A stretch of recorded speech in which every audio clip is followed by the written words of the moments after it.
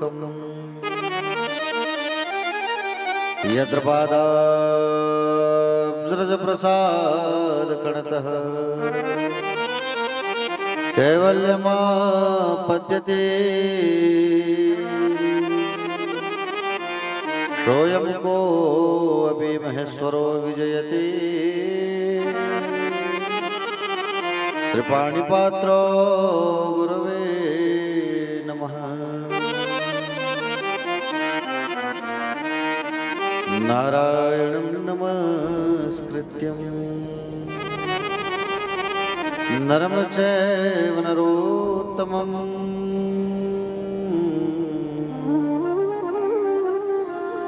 देवी सरस्वतीर्व्यासं ततो जयमुदीरयेत्।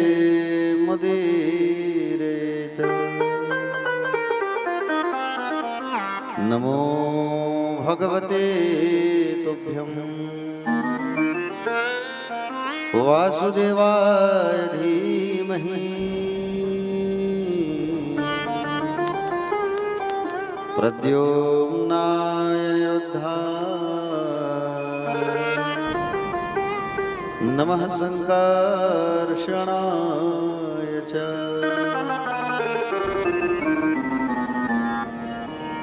बरहपीडं नटवरवपुः कर्णयो कर्णिकारं बिभ्रतवासा कनकगपिशं वैजयन्तीं च मालां रन्ध्राणवेणोर्धरसुधया पूरयन् गोपवन्दे वृन्दारण्यसुपधर्मणं प्राविशद्गीतकीर्तिः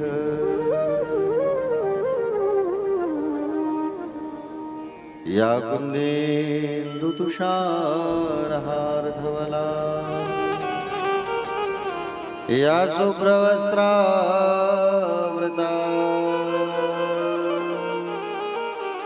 या वीणावरदण्डमण्डितकरा या श्वेतपद्मासना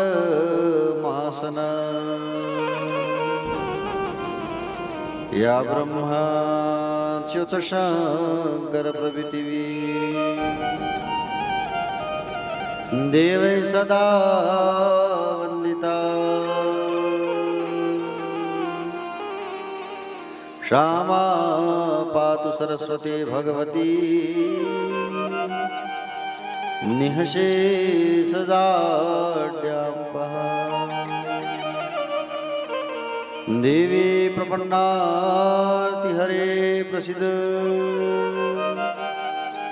प्रसीद मातर्जगतोऽखिलस्य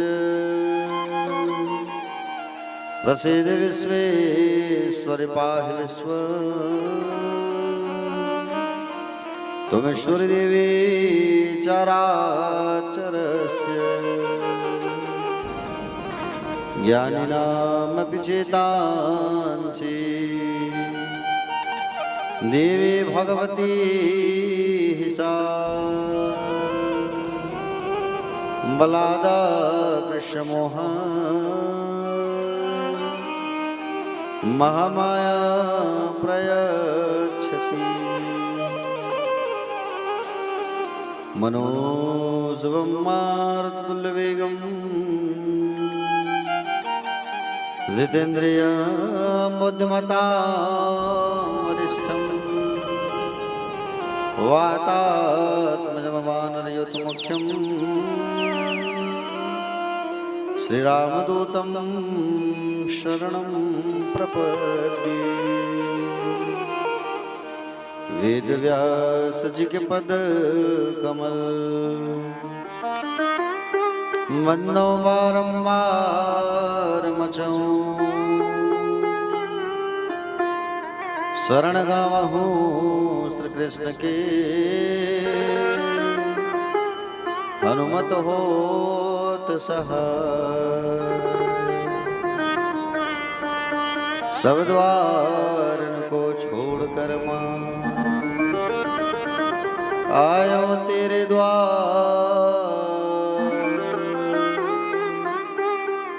हे वृषभानु की लाडली अब मेरी ओर निहार।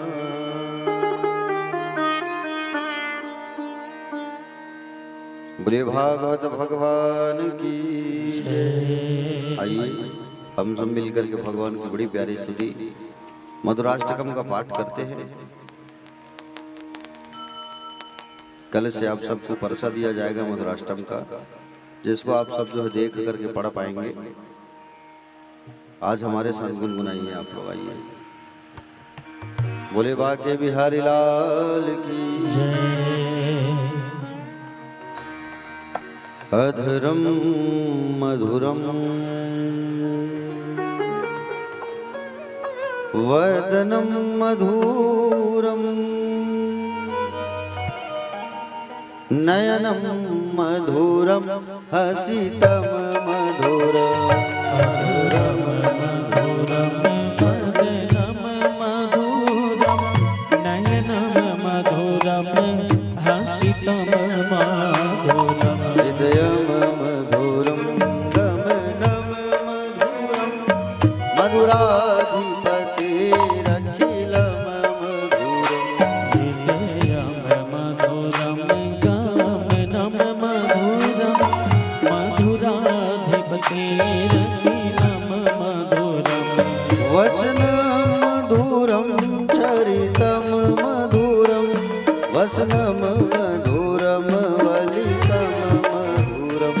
वचनम मधुरम चरितम मधुरम वचनम मधुरम वलितम मधुरम। चलितम मधुरम भ्रमितम मधुरम मधुराधिपतिरखिलम मधुरम। चलितम मधुरम भ्रमितम मधुरम मधुराधिपतिरखिलम मधुरम।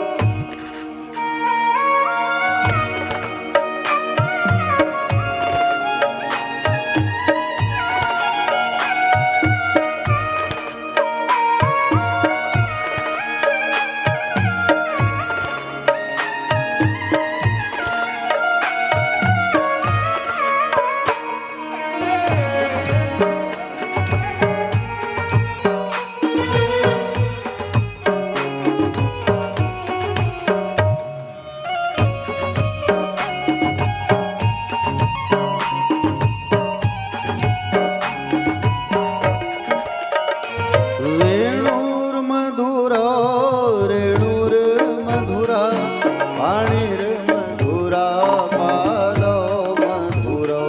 वेणुर्मधुरो रेणुर्मधुरा पाणिर्मधुरा पादव मधुरा।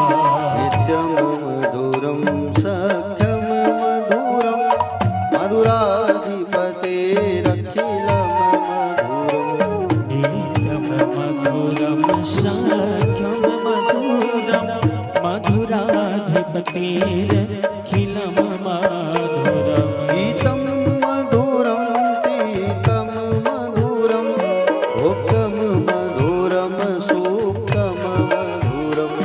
गीतं मधुरं पीतं मधुरं भूतं मधुरं श्रुतं मधुरम्। रूपं मधुरं तिलकं मधुरं मधुराधिपतिरखिलम मधुरम्। रूपं मधुरं तिलकं मधुरं मधुराधिपतिरखिलं मधुरम्।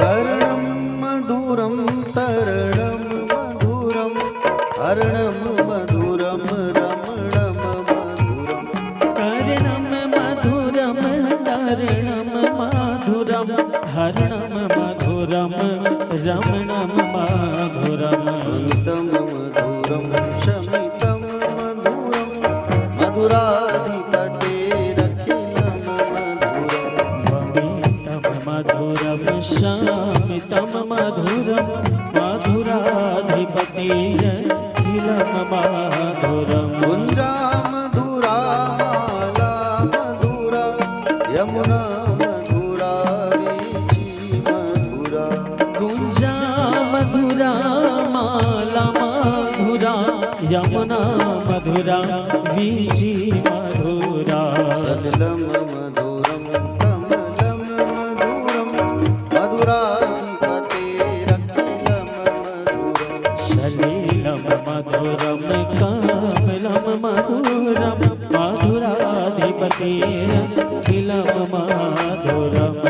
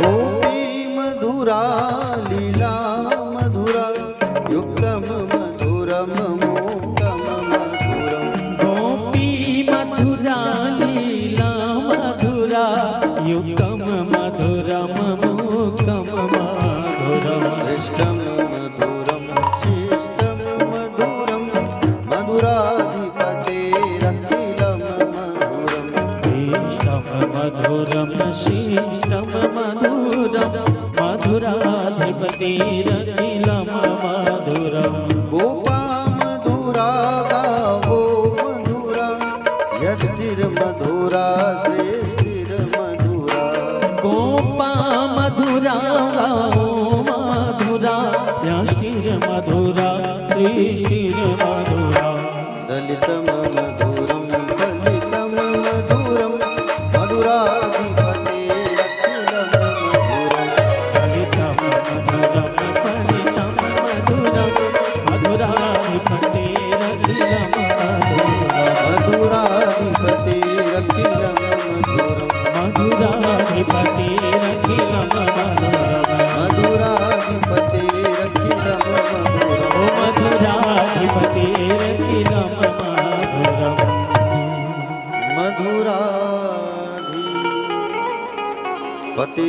मधुराधिपतेरखिलं मधुरम्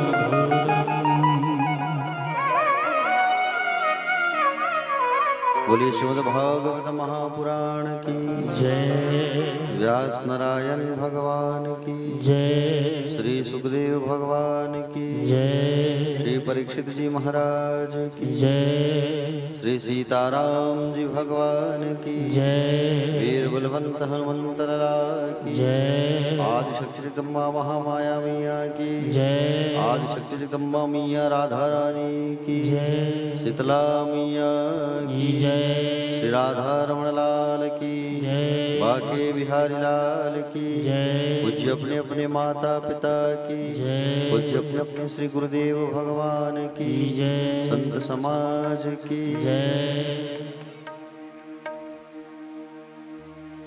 कथा पंडाल में विराजमान उपस्थित सभी करुणामयी माताएं, वात्सल्यमयी दयामयी कृपामयी माताएं, कथा पर अनुराग रखने वाली अनुरागी जन, विद्वत विप्रजन, दूर दूर से पधारे हुए सभी श्रोता समाज, श्रोता बंधु, नंद और वसुदेव जैसे पिता तुल्य गणमान्य जन, युवा भाई बहन, छोटे छोटे हल्ला करने वाले भाई बहन, दूर दूर से पधारे हुए सभी भक्तगण, भक्त अनुरागी, भगवान श्री कृष्ण पे अपने मन को लगाने वाले, चित्त को लगाने वाले अनुरागी जन, भक्तगण, आप सभी का व्यासपीठ से हार्दिक वंदन है, स्वागत है, अभिनंदन है। आप सभी को सादर सीताराम, जय श्री कृष्ण, जय श्री राधे। आइए हम सब मिल करके सुंदर भगवान बाके बिहारी लाल जी की 2 मिनट नाम उच्चारण करते हैं। उसके पश्चात हम सब कथा पर आगे प्रवेश करेंगे। बोलिए श्री बाके बिहारी लाल की जय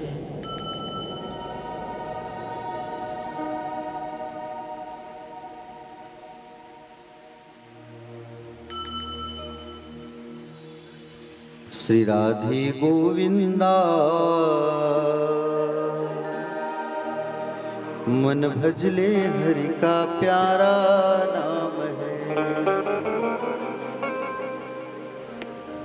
गोपाल हरि का प्यारा नाम है, नंदलाला हरि का प्यारा नाम है। श्री राधे गोविंदा मन भजले हरि का प्यारा नाम है, हे गोविंदा मन भजले हरि का प्यारा नाम रे। श्री राधे गोविंदा मन भजले हरि का प्यारा नाम है, श्री राधे गोविंदा मन भजले हरि का प्यारा नाम रे।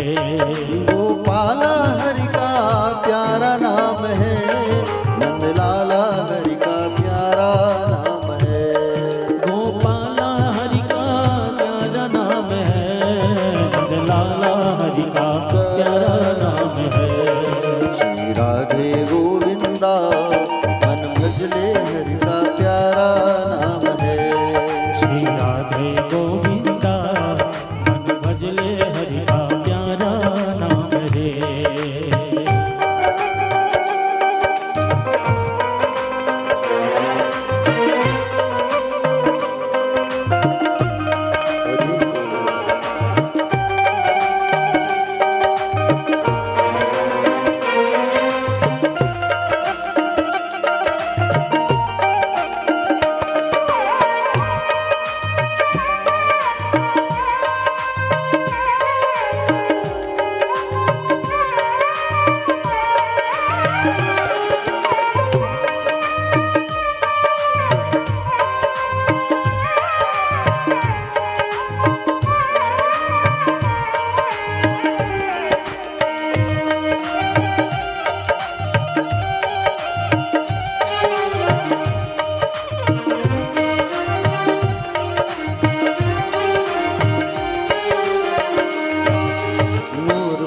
सिर गलवन माला केसर तिलक लगाए, केसर तिलक लगाए, मुकुट सिर गलवन माला केसर तिलक लगाए,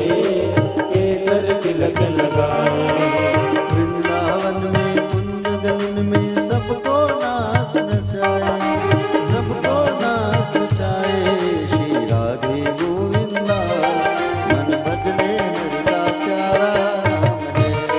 श्री राधे गोविंदा मन भजले हरि का प्यारा नाम रे।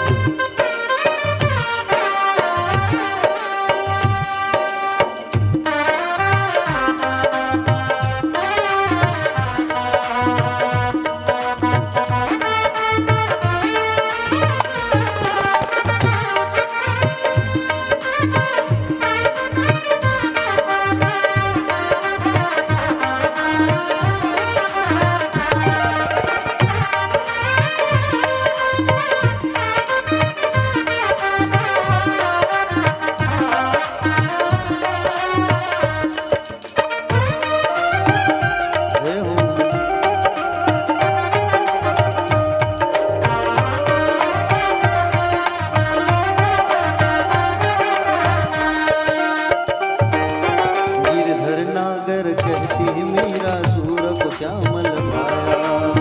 घर नागर कहती मीरा सुर श्यामल को भाया। गिरधर नागर कहती मीरा सूर को श्यामल भाया। गिरधर नागर कहती मीरा सुर को श्यामल भाया।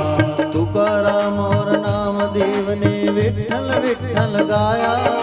तुकाराम और नामदेव ने विठ्ठल विठ्ठल गाया।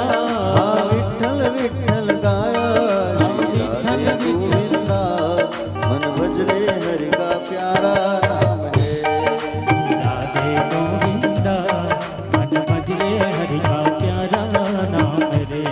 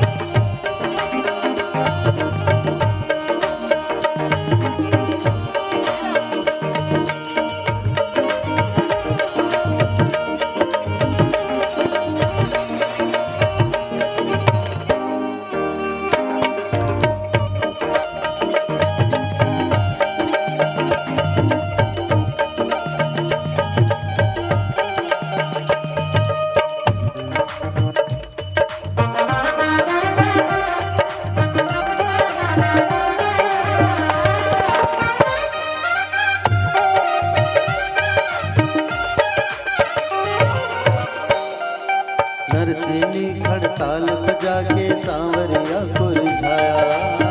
सीने खड़ताल बजा के सांवर को निभाया। नरसिंह खड़ताल बजा के सांवरिया को रिझाया। सीने हड़ताल बजा के सांवरिया को रिझाया। सबरी ने अपने हाथों से प्रभु को बेर खिलाया। सबरी ने अपने हाथों से प्रभु को बेर खिलाया। प्रभु को बेर खिलाया। श्री राधे गोविंदा भजले हरि का प्यारा नाम है। श्री राधे गोविंदा मन भजले हरि का प्यारा नाम रे।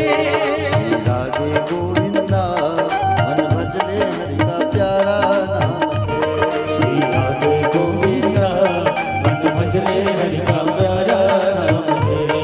गोपाल हरि का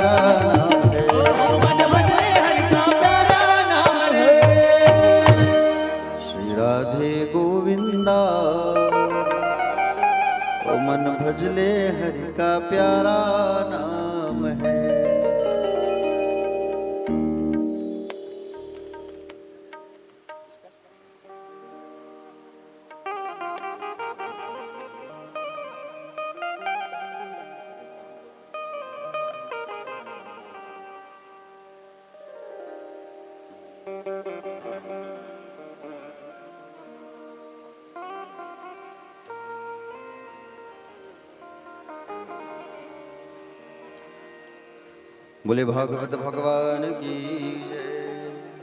तो कल कहाँ पहुंचे थे कथा में हम सब? कल राजा परीक्षित को श्राप लगी और गंगा किनारे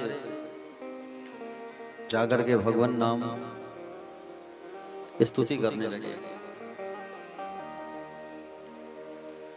देखिए,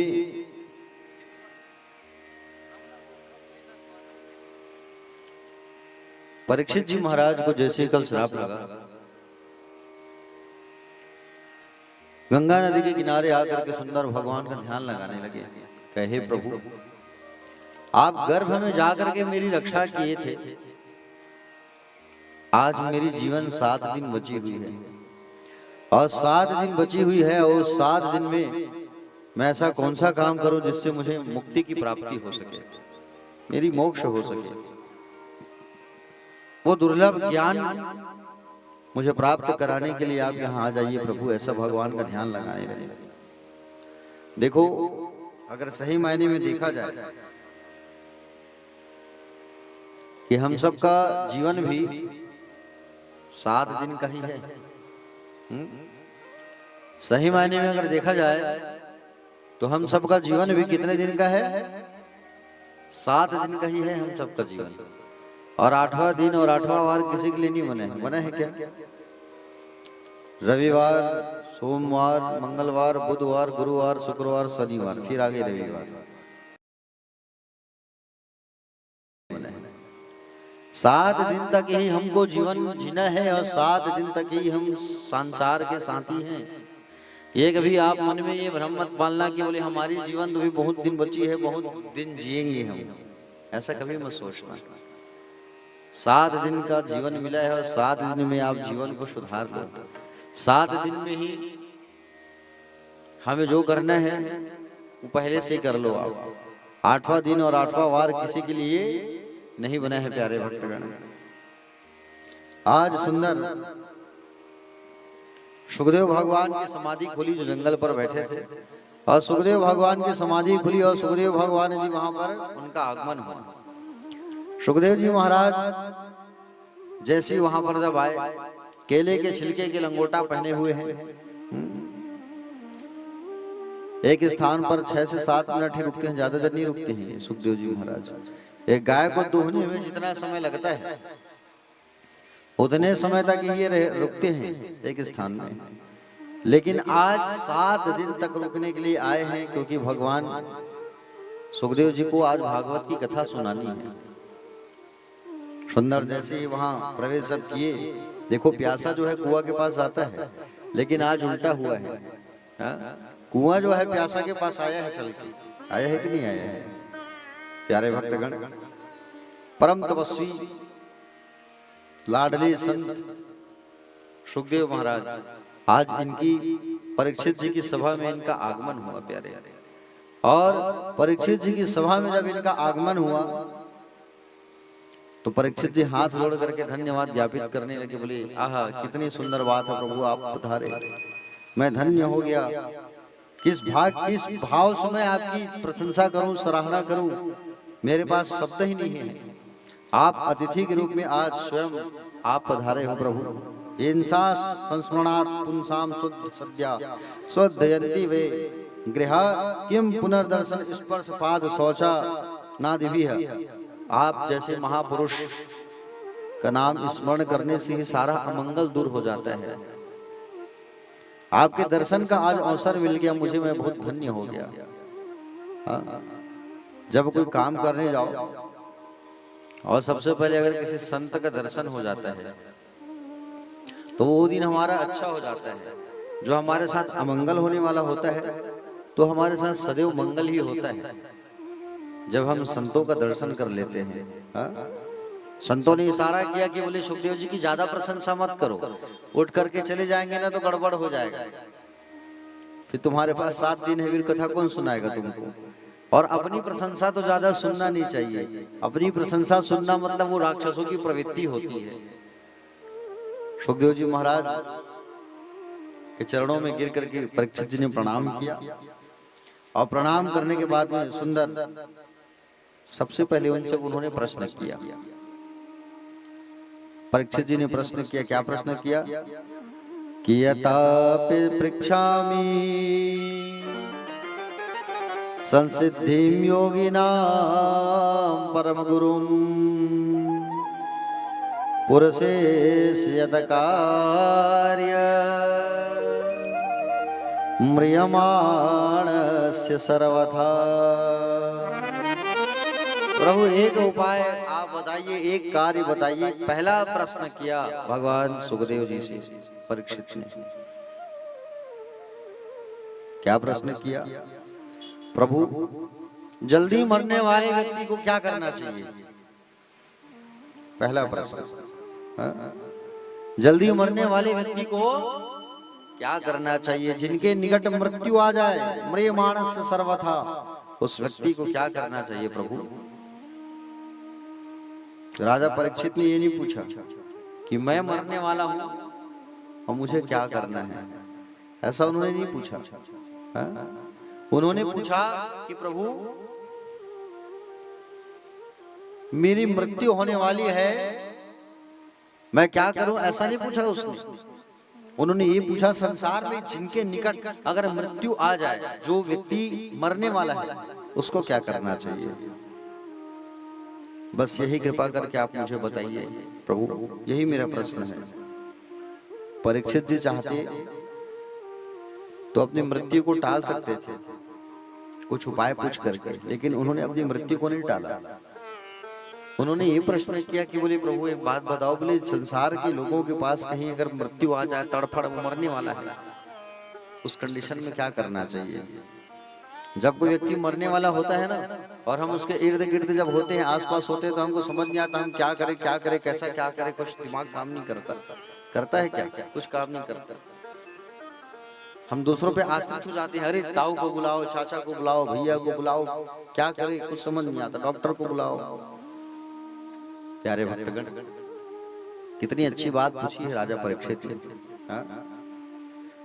भगवान श्री सुखदेव जी महाराज कहे कि राजा, तुमने पूरे समाज के उत्थान के लिए प्रश्न किया है। देखो परीक्षित, बोले कब किसके साथ क्या हो जाए कुछ कहा नहीं जा सकता।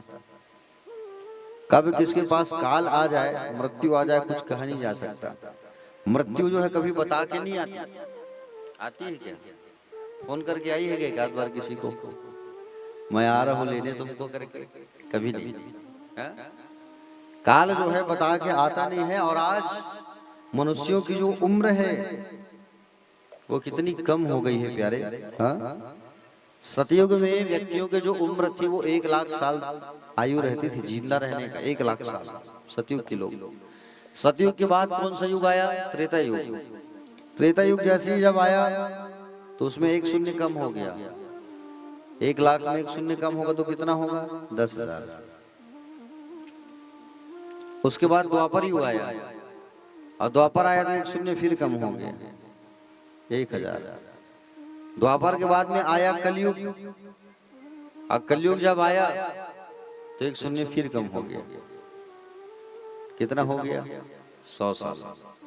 अब 100 साल मनुष्यों की जो है प्यारे आयु निर्धारित की गई है। आजकल कलयुग के आगमन से ऐसा उल्टा हो रहा है, 3 वर्ष के बच्चे को चश्मा लग जा रहा है, 16 साल की आयु के बच्चों के बाल सफेद हो जा रहे हैं। ये कलयुग नहीं तो क्या है? 30 वर्ष के आदमी को आज डायबिटीज हो गया, मधुमेह की बीमारी हो गई ना। 35 वर्ष की आयु वाला व्यक्ति जो है हार्ट पेशेंट हो गया। ये कलयुग नहीं तो क्या है? ये कलयुग ही है प्यारे। सुखदेव जी कहते हैं वेद की ओर से मनुष्य की जो उम्र है वो 100 वर्ष निर्धारित की गई है ना। कलयुग में एक व्यक्ति को 100 वर्ष जीना चाहिए, लेकिन उसमें भी आज 100 वर्ष लोग कहाँ जीते हैं। जरूरी नहीं है कि 100 साल तक कोई व्यक्ति टिक सके करके, है कि नहीं? इसलिए कोई गारंटी नहीं है 100 साल तक रहने की। इसलिए समय का सदुपयोग कर लो। 24 घंटा होता है हमारे पास, तो 24 घंटे में आप 4 काम कर सकते हो। 6-6 घंटा, 6 घंटा सो जाइए, 6 घंटा जो है आप ऑफिस के काम कर लीजिए, 6 घंटा आप अन्य काम कर लो, 6 घंटा भगवान का भजन कर लो। हैं? हो गया 6 चौक 24, 24 घंटा होता है नहीं एक दिन में, तो 6 घंटे में उसको डिवाइड करो आप। प्यारे भक्तगण, मनुष्य जो है 50 साल तो अपने परिवार के साथ ही बिता देता है, 25 साल युवा अवस्था में गंवा देता है, 25 जो बचता है वो बुढ़ापा में काम आता है। तो बुढ़ापा में तुम क्या कर पाओगे? समझ रहे हो ना? बुढ़ापा में तुम क्या कर पाओगे? इससे अच्छा प्यारे पहले ही अपने लिए सारा चीज व्यवस्था कर लो आप, क्योंकि काल जो है बता के नहीं आता। मनुष्यों की जो आयु है वो ब्रह्मा जी ने समान समान बांटा था। समझ रहे हो ना? 40 साल मनुष्य को दिया था, 40 साल गधा को दिया था, 40 साल कुत्ते को दिया था, 40 साल उल्लू को दिया था। बोले 40 40 40 40 रख लो तुम, और 40 40 साल सबको दिया था। उसमें से गधा जो है एक दिन ब्रह्मा जी के पास आके बोलने लगा, बोले ब्रह्मा जी, बोले 40 साल में मैं क्या क्या करूंगा? बोले मेरी उम्र आधा कर दो आप। अरे मैं कब तक पूरे बोझ को ढोते रहूंगा संसार का, मुझसे नहीं हो पाएगा, आप मेरी आयु आधा कर दो आप।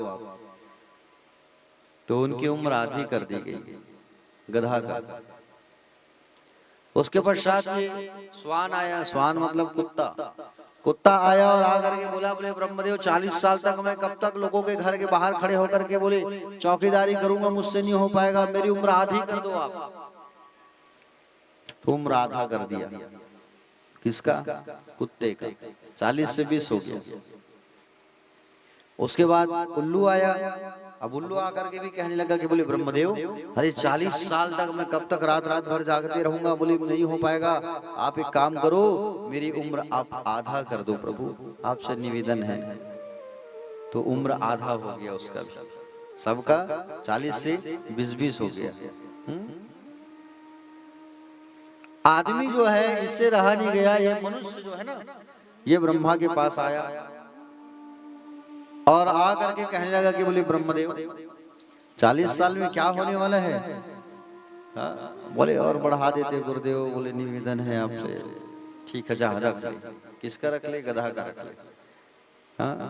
कुछ दिन जैसे समय बीता, फिर आ गया ये मांगने के लिए। बोले आदमी, ये मनुष्य की ये बड़ी तकलीफ है ये मांगने की जो आदत है ना, कभी नहीं छूटती, कभी नहीं जाती। चाहे परिवार से मांगे, चाहे मैके से मांगे, चाहे ससुराल से मांगे, चाहे पड़ोसी से मांगे, चाहे भाई से मांगे, चाहे भगवान से मांगे, लेकिन मांगने की जो आदत है वो कभी नहीं जाती, है कि नहीं? आदमी आया और आकर के कहा कि बोले प्रभु ब्रह्मदेव 40 में क्या होने वाला है और उम्र बढ़ा दो। जा रख ले, गधा का रखा है, रख ले। फिर आया थोड़ी देर बाद, बोले 60 में क्या होगा प्रभु, मेरी आयु और बढ़ा देते आप। अरे बच्चे अच्छे आएंगे, उनकी शादी भी तो करनी पड़ेगी। बच्चे आएंगे, उनकी शादी भी करनी होगी, बच्चे को बड़ा करना पड़ेगा, नौकरी वोकरी सब व्यवस्था करना पड़ेगा। बढ़ा दो गुरुदेव, जा रख ले। किसका रख ले? बोले कुत्ते का रख ले। उसके बाद थोड़ी देर बाद फिर आ गया ये आदमी ब्रह्मा के पास और आकर के कहने लगा कि बोले ब्रह्मदेव, अरे क्या होने वाला है, 80 में और बढ़ा दो। तो जा रख ले। वो उल्लू का बच्चा है, उल्लू को भी रख लेते। 80 और 20 कितना हो गया? 100। और मनुष्यों की जो स्थिति है ना, वो वैसी हो जाती है। 40 साल तक बिल्कुल चकाचक रहेगा आदमी, कुछ भी नहीं होगा। और 40 जैसे पार किए तो चश्मा लग जाता है, 40 से आंख कमजोर हो गई, है कि नहीं? और 40 से 60 के बीच में जो मनुष्य होता है वो क्या काम करता है? 40 और 60 के बीच में केवल भागम भाग करता है आदमी, दौड़ भाग करता है। जितना हो सके बना लूं, बचा लूं, व्यवस्थित कर लूं, बच्चों को पढ़ा लूं, नौकरी लगा दूं, शादी कर दूं। वो पूरे परिवार का टेंशन रहता है आदमी के ऊपर, बोझ लेके चलता है परिवार का। क्यों लेके चलता है? बोझ लेके क्यों चलता है परिवार का? इसलिए बोझ लेके चलता है परिवार का क्योंकि प्यारे भक्तगण, गधा का जो मिला है आयु, अब गधा का आयु मिला है तो पूरे परिवार का बोझ तो लेके ढूंढेगा नहीं, घूमेगा ना, है कि नहीं? अब जैसे ही पार किए हम 60 पार किए, उसके बाद में श्वान की आयु मिली है हमको। किसकी आयु मिली है? कुत्ते की आयु मिली है हमको। हमारी जो स्थिति है, हमारी जो परिस्थिति है, वो सेम वैसी ही हो जाती है कुत्ते के जैसा। 60 जैसे ही पहुंचे तो गवर्नमेंट भी रिटायरमेंट दे देती है। अब भले 1 साल 2 साल बढ़ गया है, वो बात अलग है। तुम भैया घर में रहो, बोले खाली तुम अब चिल्लाने का काम करो। अब 60 जैसे ही पार हुए तो फिर हमारा केवल चिल्लाने का काम रह जाता है। घर में बैठे हैं, बेटा ऐसे कर ले, बेटा यहाँ जा, बहू ऐसा करो, बहू चाय बना दो, बोले हमारे सगे संबंधी आए हैं, समधी आए हैं, बहू चाय बनाओ, ये डोगरा भी खाली चिल्लाते रहता है दिन भर। क्योंकि आयु किसका मिला है? कुत्ते का मिला है। और हमारी गति वैसी हो जाती है, कुत्ते के जैसा हो जाती है। हो जाती है कि नहीं हो जाती है? अब जैसे ही हम पार किए 80 तो आयु मिली है उल्लू की, तो स्थिति हमारी उल्लू के समान हो जाती है। उल्लू का काम क्या होता है? रात भर जागने का काम होता है, रात भर जागता है और दिन में सोता है कि नहीं?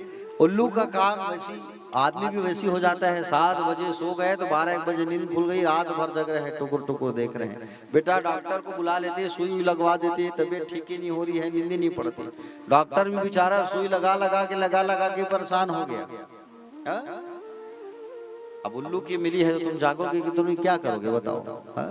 इसलिए प्यारे भक्तगण, जब तक मनुष्य की आयु है तब तक तुम क्या कर लो?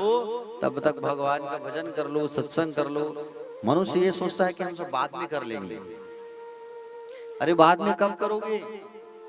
जब सब खत्म हो जाएगा शरीर से, तब शरीर में तुम्हारी वो ऊर्जा ही नहीं रहेगी, शरीर में तुम्हारी वो एनर्जी ही नहीं रहेगी, तो क्या मतलब आगे करने का? भविष्य की छोड़ो, वर्तमान की सोचो। तुम अभी क्या कर सकते हो? भविष्य में क्या हो जाए, तुम जिंदा रहो या न रहो, कोई गारंटी थोड़ी है। इसलिए सब काम अभी कर लो, भविष्य की इसमें गारंटी नहीं है। तो प्यारे भक्तगण, भगवान श्री सुखदेव जी महाराज कहते हैं, देखो राजन, जल्दी मरने वाले व्यक्ति को केवल एक ही कार्य करना चाहिए। क्या करना चाहिए? जल्दी मरने वाले व्यक्ति को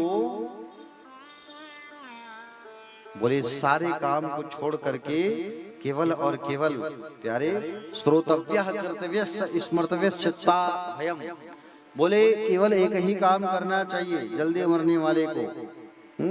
पहली भगवान की कथा सुने। कथा हम जब सुनते हैं तो हमारे मन की व्यथाएं दूर होती है।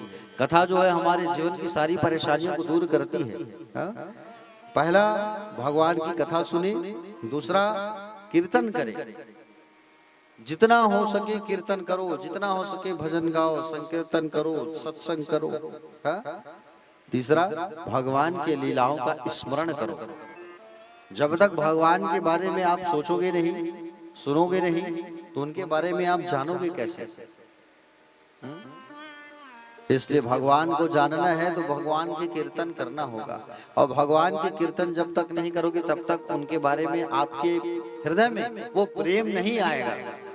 इसलिए भगवान श्री कृष्ण को समझो, जानो, भगवान का ध्यान करो। प्यारे सुखदेव भगवान ने वही किया राजा परीक्षित को। क्या कहा कि बोले श्वास श्वास पर कृष्ण भजी, वृथा श्वास जन खोए, ना जाने या श्वास की आवन हो या न होए। इस श्वास की कोई गारंटी नहीं है भैया कि कब वो आए और कब चले जाए। इसलिए प्रत्येक श्वास पर भगवान का, कृष्ण का हमको नाम भजते रहना चाहिए। प्रत्येक श्वास पर भगवान का नाम भजो आप। ये श्वास कब हमारा बंद हो जाए इसकी कोई गारंटी नहीं है। इसलिए क्या करना चाहिए? कर से कर्म करो विधि नाना, मन राखो जहाँ कृपा निधाना। बाबा ने मानस में भी कहा है, क्या कहा है? कर से कर्म करो विधि नाना, मन राखो जहाँ कृपा निधाना। जीवन की कोई गारंटी नहीं है। देखे हो ना आप, कोरोना के समय, कोविड के समय लोगों की कैसे मृत्यु हुई है। कोविड के दिनों को आप याद करो। कोविड का जो दिन था लोगों की कैसे कैसे मृत्यु हुई है, लोगों को गंगा जल तक नसीब नहीं हुआ है, ऐसी स्थिति थी। इसलिए जीवन की कोई गारंटी नहीं है कब आए और कब चली जाए। इसलिए श्वास श्वास पर कृष्ण भजी, वृथा श्वास जनिक होए, न जाने यह श्वास की आवन हो या न होए। इस श्वास की कोई गारंटी नहीं है। इसलिए हर कार्य में चलते फिरते उठते बैठते रोते हंसते नाचते गाते खाते पीते हर स्थिति में भगवान को गोविंद को याद करो। बस प्रत्येक स्थिति में प्रत्येक परिस्थिति में केवल और केवल प्रभु का स्मरण करो, प्रभु को याद करो। आप बाबा ने कहा है मानस में, कर से कर्म करो विधि नाना, मन राखो जहाँ कृपा निधाना। मन को गोविंद के चरणों में बांध लो आप, क्योंकि मन बड़ा चंचल है, मन बड़ा भागता है इधर उधर। और इस मन को आप जितना खींचने की कोशिश करोगे, जितना अपनी ओर आकर्षित करोगे, उतनी आपकी इंद्रियां आपको परेशान करेगी। 5 कर्म इंद्रियां होती है, 5 ज्ञान इंद्रियां होती है शरीर पे, जिसका राजा होता है मन। कौन राजा होता है? मन होता है। और मन को केंद्रित करना बहुत जरूरी होता है। अब मन को केंद्रित करना है तो भगवान का ध्यान लगाओ आप जितना हो सके, भगवान का संकीर्तन करो आप जितना हो सके, सत्संग करो आप जितना हो सके। हाँ, समझ रहे हो ना? आप बैठे यहाँ हो जरूर, आप यहाँ बैठे हो, लेकिन पल भर में आपका मन चला जाएगा कहाँ? रायपुर, है कि नहीं? यहाँ बैठे हो जरूर, आप कथा में हो, लेकिन मन कथा सुनते सुनते सुनते सुनते मन पहुंच गया रायपुर। मन को बांधा नहीं जा सकता। यहाँ बैठे हो लेकिन मन चला गया आरंग, तो वैसे में फिर भक्ति कैसे होगी? प्यारे भक्तगण, इसलिए मन को गोविंद के चरणों में लगाओ। और मन को भगवान के चरणों में कैसे लगाना है? संकीर्तन करने के बाद जितना हो सके कीर्तन करो, संकीर्तन करो। हाँ? क्योंकि मन अगर एक बार भगवान में लग गया फिर वहां से हिलने डुलने वाला नहीं है।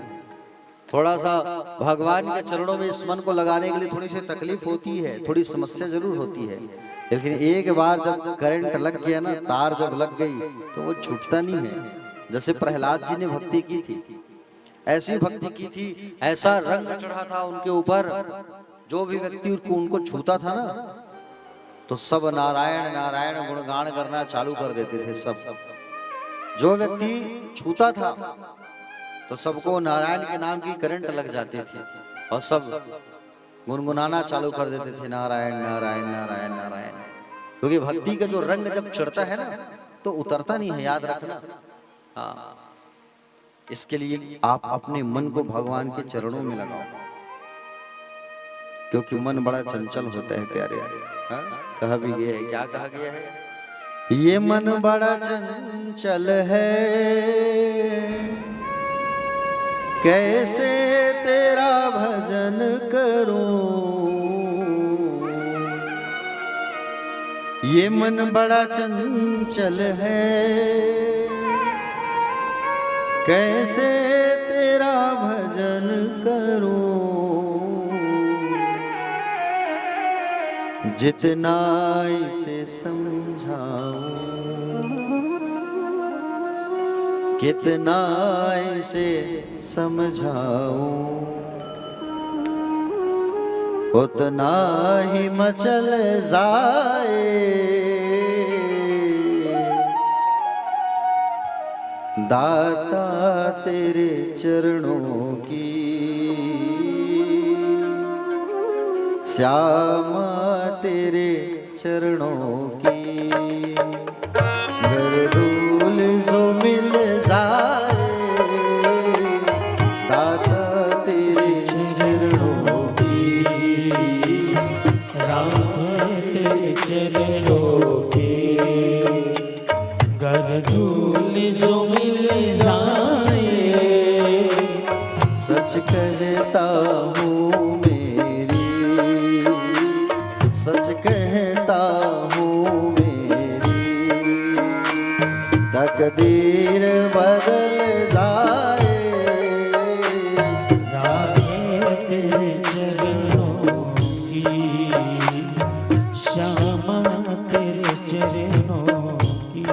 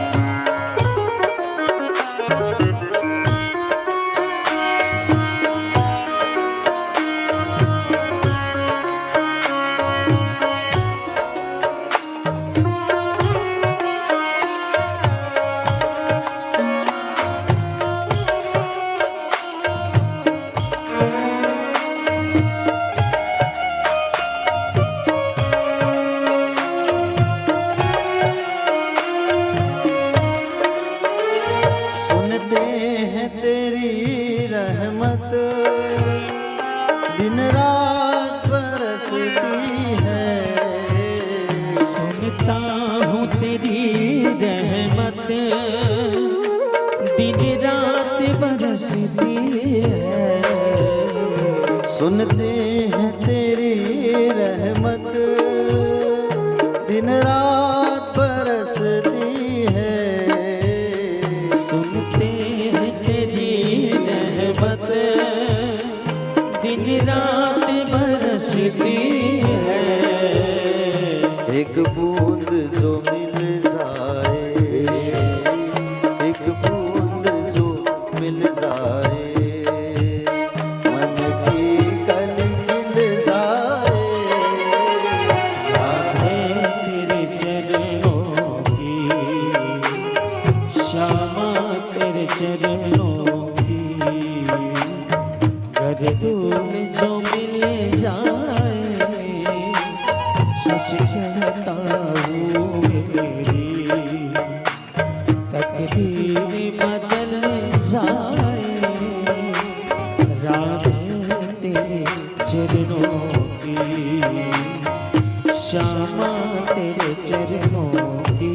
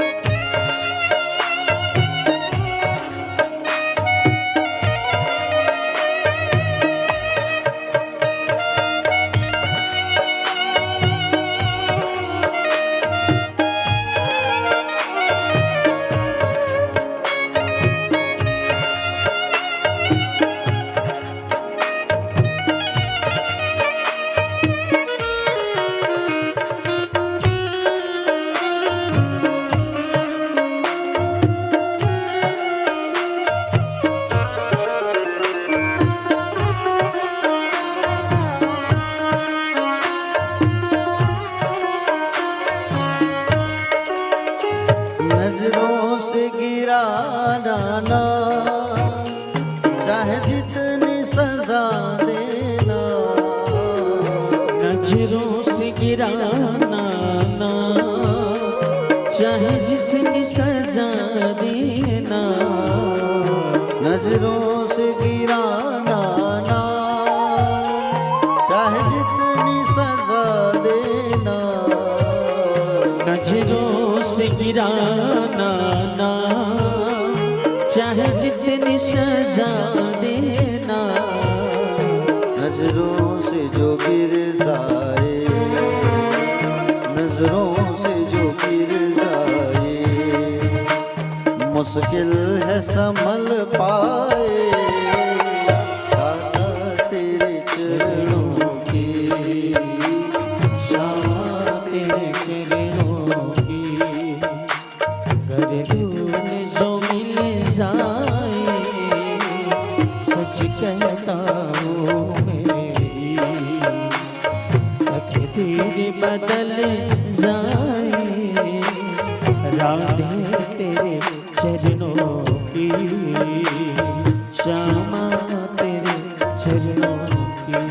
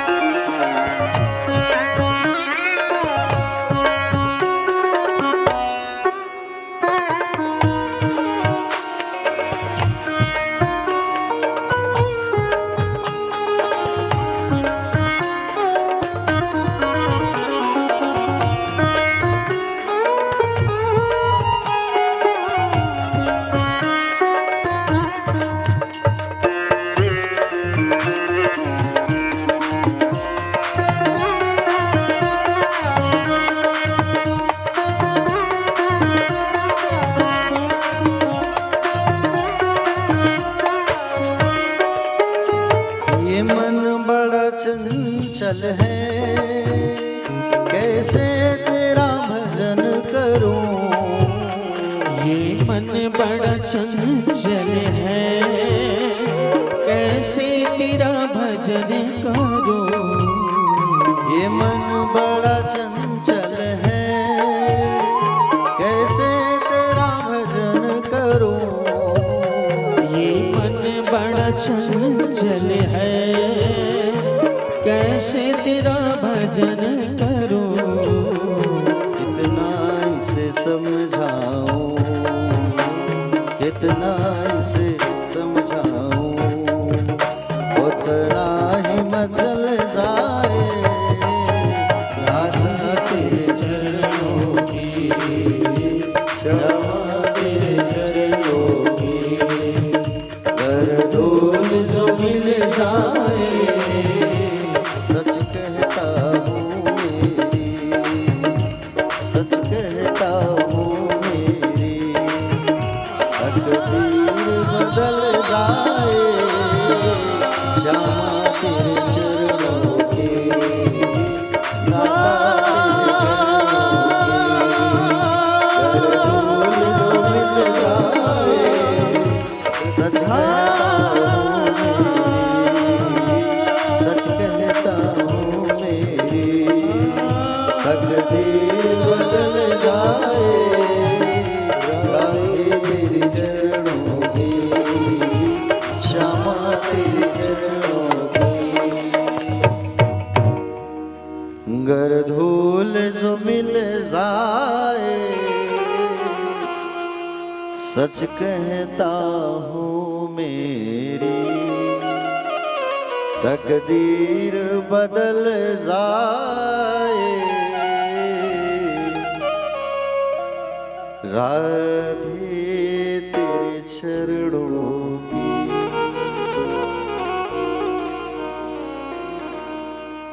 दोनों हाथ को उठा के एक बार सभी भाव से कहेंगे मेरे साथ, राधे राधे।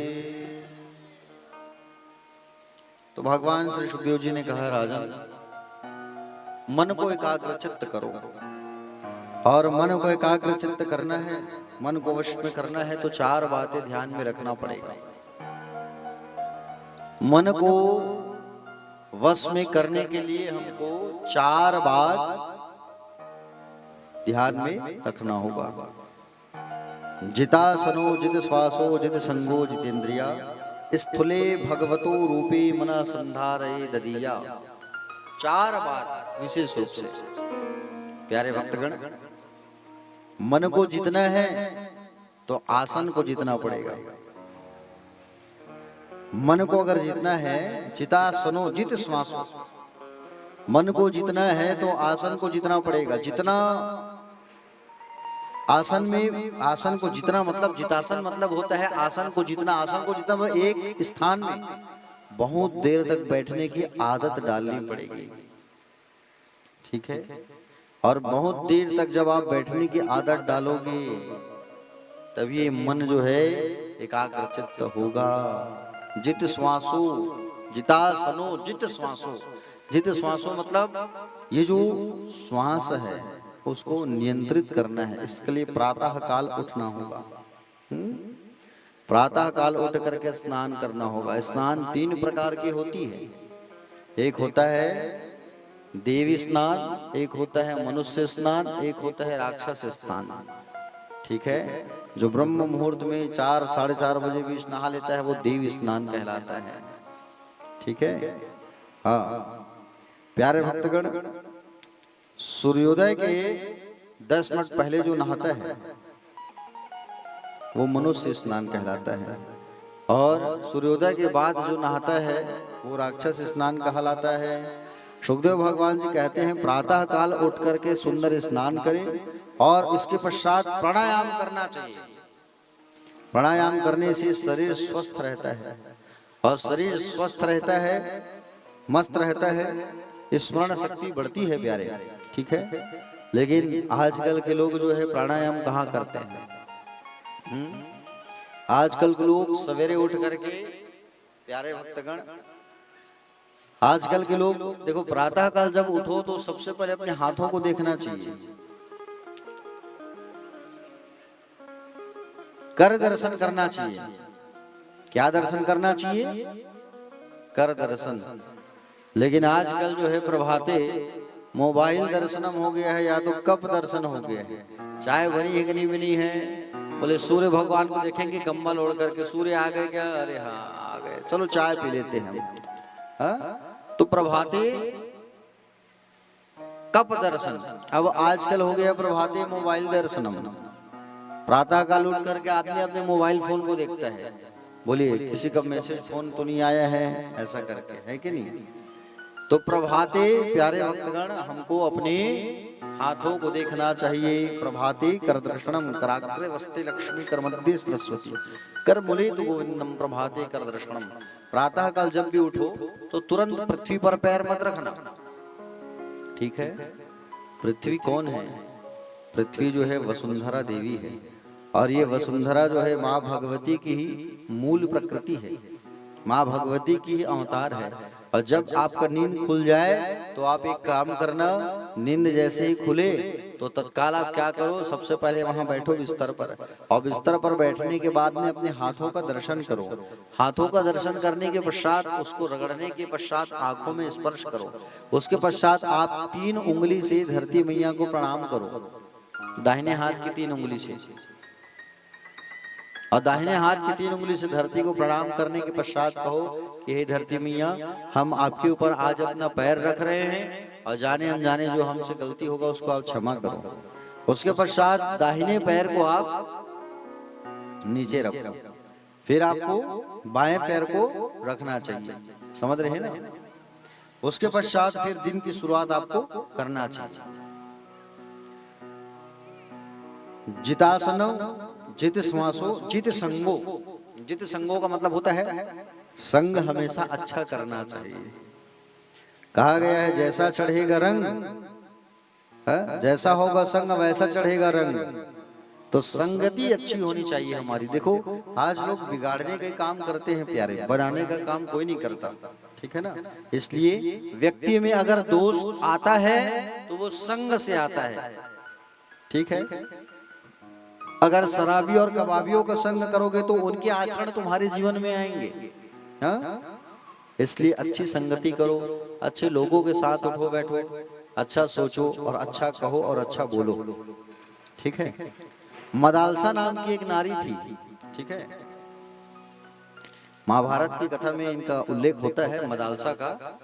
ये मदालसा नाम की जो नारी थी पवित्र आत्मा की थी। इनके यहाँ जब संतान होता था मदालसा के यहाँ, और मदालसा के यहाँ जब संतान होता था ना, तो प्यारे भक्तगण जैसे संतान जब होता था तो एक एक संतान के कानों में वो मंत्र बोल देती थी, जिससे वो बच्चा बड़ा होता था और वैराग्य धारण कर लेता था। बच्चा बड़ा होकर के वैरागी बन जाता था, संन्यास ले लेता था। एक दिन राजा ने कहा मदालसा तुम्हारा बच्चे को तुम जो है उपदेश दे देती हो, और बच्चा जो है जब 8-10 साल का होता है तब वो जो है जंगल चले जाता है परिवार को छोड़ करके। अरे कोई एक पुत्र को तो छोड़ दो कम से कम राजपाट संभालने के लिए। तो मदालसा का जो सबसे छोटा बेटा हुआ उसके गले में एक ताबीज डाल दिया, मंत्र डाल दिया, और उसमें लिख करके उनके गले में पहना दिया। उस छोटे बेटे का नाम था अलर्क। अलर्क के गले में सुंदर 4 पंक्ति में वो माला लिख करके गले में पहना दिया, और माता पिता छोड़ करके जाने लगे। अलर्क ने कहा बोले माँ आप हमें छोड़ करके जा रहे हो? हाँ बोले मुझे देखेगा कौन, शिक्षा कौन देगा, मैं कैसे जीवन जीऊंगा? तो मदालसा ने कहा देखो बेटा, तुम्हारे गले में जो ताबीज है बस उसे खोल कर तुम कभी पढ़ लेना। तुम्हारे गले में जो ताबीज मैंने डाला है उसे तुम खोल करके पढ़ लेना, तुम्हारा कल्याण हो जाएगा। इतना कह करके माता पिता जंगल चले गए।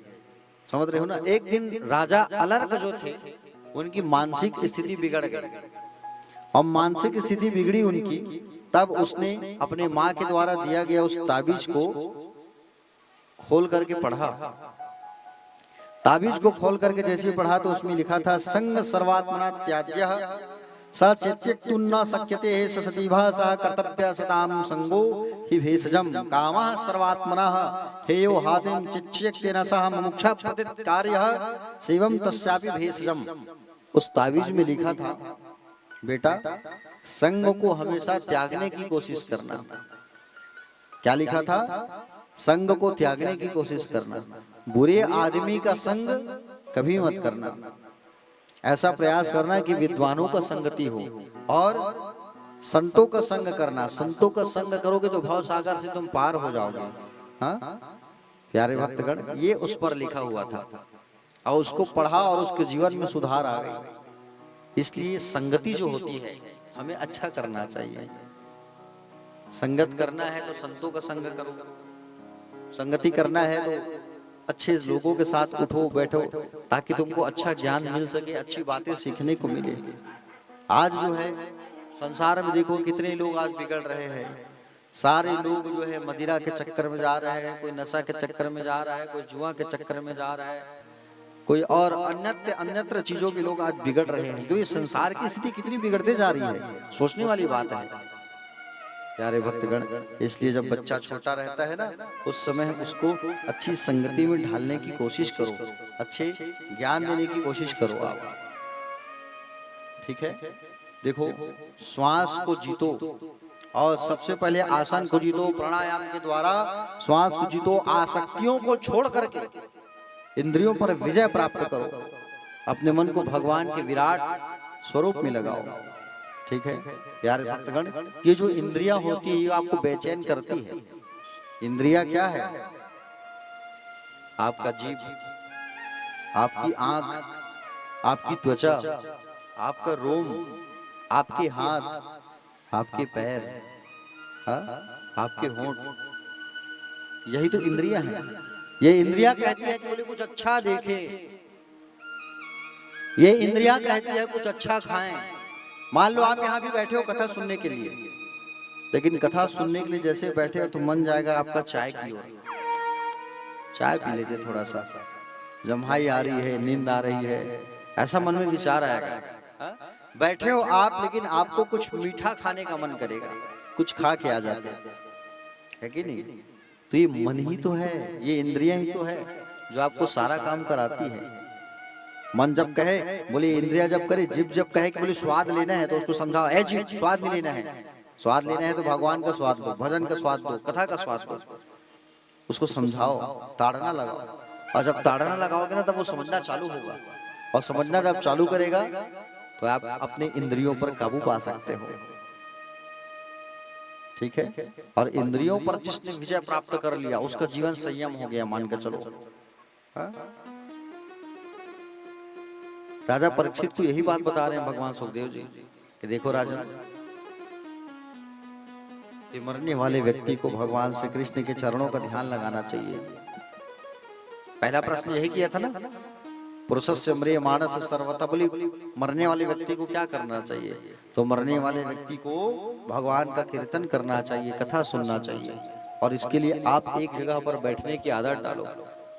2 घंटा 3 घंटा ही हम बैठते हैं, लेकिन क्या होता है, पैरों में झंझनी पकड़ लेती है, पैरों में तकलीफ आ जाती है, समस्या होती है।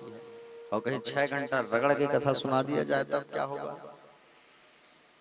है कि नहीं? तो अपने मन को समझाओ, बस मन ही तो है जो आपको कहां से कहां लेके जाता है। ये मन ही है जो मन पर विजय काबू कर लिया, मन को जो जीत लिया वो सबको जीत लिया। ठीक है प्यारे भक्तगण, भगवान श्री सुखदेव जी महाराज कहते हैं राजा परीक्षित से कि हे राजन, मन को जीतने के बाद जिसने मन को जीत लिया, इंद्रियों को जीत लिया, उसका जीवन आदर्श बन जाता है। एकाग्रचित्त स्थान पर बैठ करके भगवान का चिंतन करना चाहिए। पूरा विश्व प्रपंच परमात्मा का रूप है, ये सोचकर चिंतन करो आप। ठीक है, चिंतन को बढ़ाओ और चिंता को मिटाओ। चिंता जो होता है वो शरीर का होता है, और चिंतन जो होता है वो परमात्मा का होता है। चिंता नहीं करना है, हमको क्या करना है, चिंतन करना है। किसका? इस बंसी वाले का। क्या? इनका चिंतन करो आप, भगवान की कथा को सुनो, भगवान के बारे में सोचो। हाँ? प्यारे भक्तगण, धीरे धीरे जब मन जो है, मन की चंचलता जब समाप्त हो जाएगी तो हमारा जो ये शरीर है, हमारा जो मन है, वो भगवान में लगना चालू हो जाएगा। उसके बाद जब सुखदेव भगवान ने समझाया परीक्षित को, तो परीक्षित जी जो है भगवान का चिंतन करना चालू किए। राजा ने कहा, प्रभु भगवान इस सृष्टि को कैसे बनाते हैं, भगवान का स्वरूप कैसा है, ये मुझे जानना है। तब सुखदेव भगवान जी ने कहा राजा परीक्षित से, बोले देखो राजन, कि बोले हम तुम्हें जो बात बता रहे हैं वो भागवत धर्म उपदेश है। तुमसे पहले इस कथा को नारद जी को ब्रह्मा ने बताया था, उससे पहले भगवान नारायण ने ब्रह्मा को दिया है, नारद ने व्यास जी को सुनाया है। जो धर्म की परिभाषा जो तुम सुन रहे हो, जो उपदेश तुम सुन रहे हो, उसको ही भागवत कहा गया है। देखो परीक्षित, इस संसार में पहले कुछ भी नहीं था, ना ही स्थावर, ना ही जंगम, ना ही उद्भिज, ना ही स्वेदज, ना ही जरायु, ना ही बिल्कुल कुछ भी नहीं। इस संसार में केवल और केवल पर ब्रह्म था। इस संसार में केवल ब्रह्म। और उस ब्रह्म के मन में विचार आया कि मैं एक से अनेक हो जाऊं, एक से अनेक हो जाऊं, ये विचार आया मन में। और जैसे विचार जब आया तो उस समय भगवान रहते थे जल पर। कहां रहते थे भगवान? नारायण जल पर। संस्कृत में जल को कहा गया है नार। नार पर अयन करते थे, इसलिए भगवान का नाम पड़ गया नारायण। क्या नाम पड़ा है? नारायण। जल को नार कहा जाता है संस्कृत में। अयन मतलब विश्राम, जल पर विश्राम करने के कारण उनका नाम पड़ गया नारायण। भगवान नारायण की इच्छा हुई कि मैं एक से अनेक हो जाऊं, और जैसे विचार आया एक से अनेक हो जाऊं, तो उतने में भगवान नारायण के नाभि से एक कमल का पुष्प निकला। कमल का जो पुष्प होता है भगवान को बहुत प्रिय है। ठीक है, कमल जो होता है वो भगवान नारायण को भी पसंद है और भगवान शिव को भी पसंद है, साथ में माँ पराम्बा लक्ष्मी को भी पसंद है और माँ दुर्गा को भी पसंद है ये कमल का जो पुष्प होता है। ठीक है, तो कमल का पुष्प अगर मिलता है तो भगवान में जरूर चढ़ाओ। कमल का नाल दंड उत्पन्न हुआ और उस कमल के डंठल से, अग्रभाग से ब्रह्मा की उत्पत्ति हुई। और ब्रह्मा की जब उत्पत्ति हुई तो ब्रह्मा को दिखाई नहीं दिया, केवल सुनाई दिया 2 शब्द, तप तप तप तप तप तप केवल 2 शब्द सुनाई दिया तब। और उन्होंने अनेक वर्षों तक तपस्या किया, खूब वर्षों तक तपस्या किया, खूब तपस्या किया। अब ब्रह्मा जी जब तपस्या किए तो तपस्या करते करते करते करते कमल के डंठल से नीचे उतरे, और नीचे जब उतरे तब उन्होंने देखा, क्या देखा कि बोले भगवान नारायण से मेरी उत्पत्ति हुई है। कमल नाथ भगवान को जब ब्रह्मा जी ने देखा, शेष नाग के सैया पर सोए हुए हैं और मां लक्ष्मी सुंदर पैर दबा रही है, प्यारे भक्तगण, भगवान नारायण ने उनको उपदेश दिया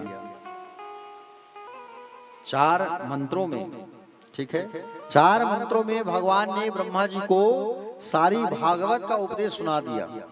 अहमिवास मिवाग्रे नान्य दत्त सत्प्रम पश्चादहं मिदे तच्च यो वचस्य सौम्य ऋते अर्थ यत् प्रत्येत न प्रत्येत चात्मनि त्वद्यो ददात्मनु माया यथा भासो तथा तमा यथा महान्ति भूतानि भूतेषु च वचस्वनु प्रविष्टान्न प्रविष्टानि तथा तेषु तेष्वहम् एतावदेव जिज्ञासं तत्व जिज्ञासुनात्मना अथ अन्वय विद्रिकाभ्याम यत् स्यात् सर्वत्र सर्वदा। 4 श्लोक में ब्रह्मा को भागवत की उपदेश, 4 मंत्रों में भगवान नारायण ने ब्रह्मा जी को उपदेश दिया। भगवान नारायण कहते हैं कि देखो ब्रह्मा जी, सारी सृष्टि में केवल मैं था, सृष्टि बनने के बाद मैं ही रहता हूं, सृष्टि बिगड़ने के बाद जो बचता है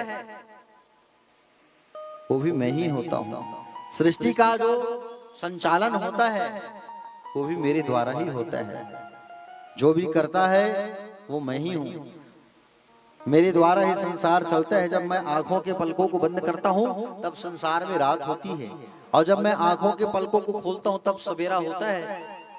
ये भगवान कहने लगे, ब्रह्मा जी को सुंदर उपदेश देने लगे। और भगवान ने ये भी कहा कि देखो ब्रह्मा जी, संसार में जब सृष्टि प्रलय होती है, जब प्रलय होती है और प्रलय के बाद जो बचता है वो भी मेरी इच्छा से बचता है, जो होता है मेरी इच्छा से होता है, जो हो रहा है वो मेरी इच्छा से होता है। संसार में जब प्रलय आती है, प्रलय के बाद जो बचता है वो भी केवल मेरी माया समझो उसे। यथा महंत भूतानि भूतेषु च वचस्वनु प्रविष्टान्न प्रविष्टानि तथा तेषु न तेष्वहम्। कहते कि पृथ्वी, जल, तेज, वायु, आकाश, इन 5 तत्वों से दुनिया बनती है। छित जल पावक गगन समीरा पंच रचित अति अधम शरीरा। 5 तत्वों से संसार चलता है, संसार बनता है। और वो 5 तत्व बनाने वाले भी कौन है? भगवान नारायण है। उन्हीं से सारा चीज जो है उत्पन्न हुआ है।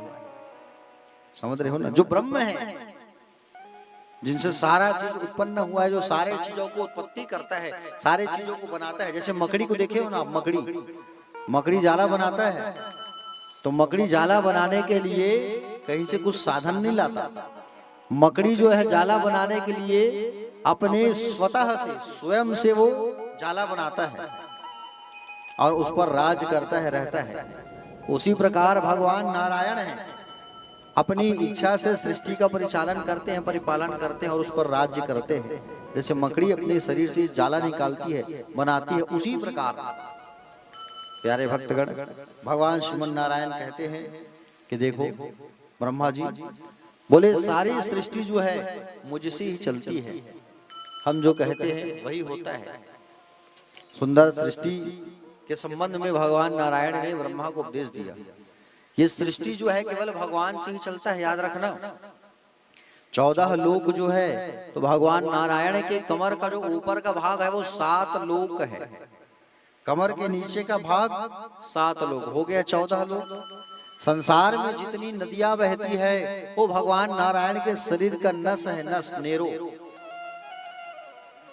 जितने संसार में हरे भरे वृक्ष हैं वो भगवान के शरीर का रोम है प्यारे। क्या है? रोम है, रोम। संसार में जितने पहाड़ हैं, पर्वत हैं, वो भगवान के शरीर की हड्डियां हैं। क्या है? हड्डियां हैं। जगत का जो स्वाद है वो भगवान का जिभिया है, जीभ। समझ रहे हो ना? लज्जा जो है वो भगवान का होंठ है। काले काले घने बादल जो आते हैं ना, वो भगवान के क्या है, केस है, केस। इतना विशाल है इनका शरीर।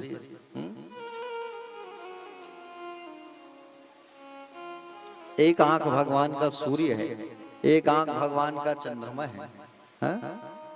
सूर्य और चंद्रमा।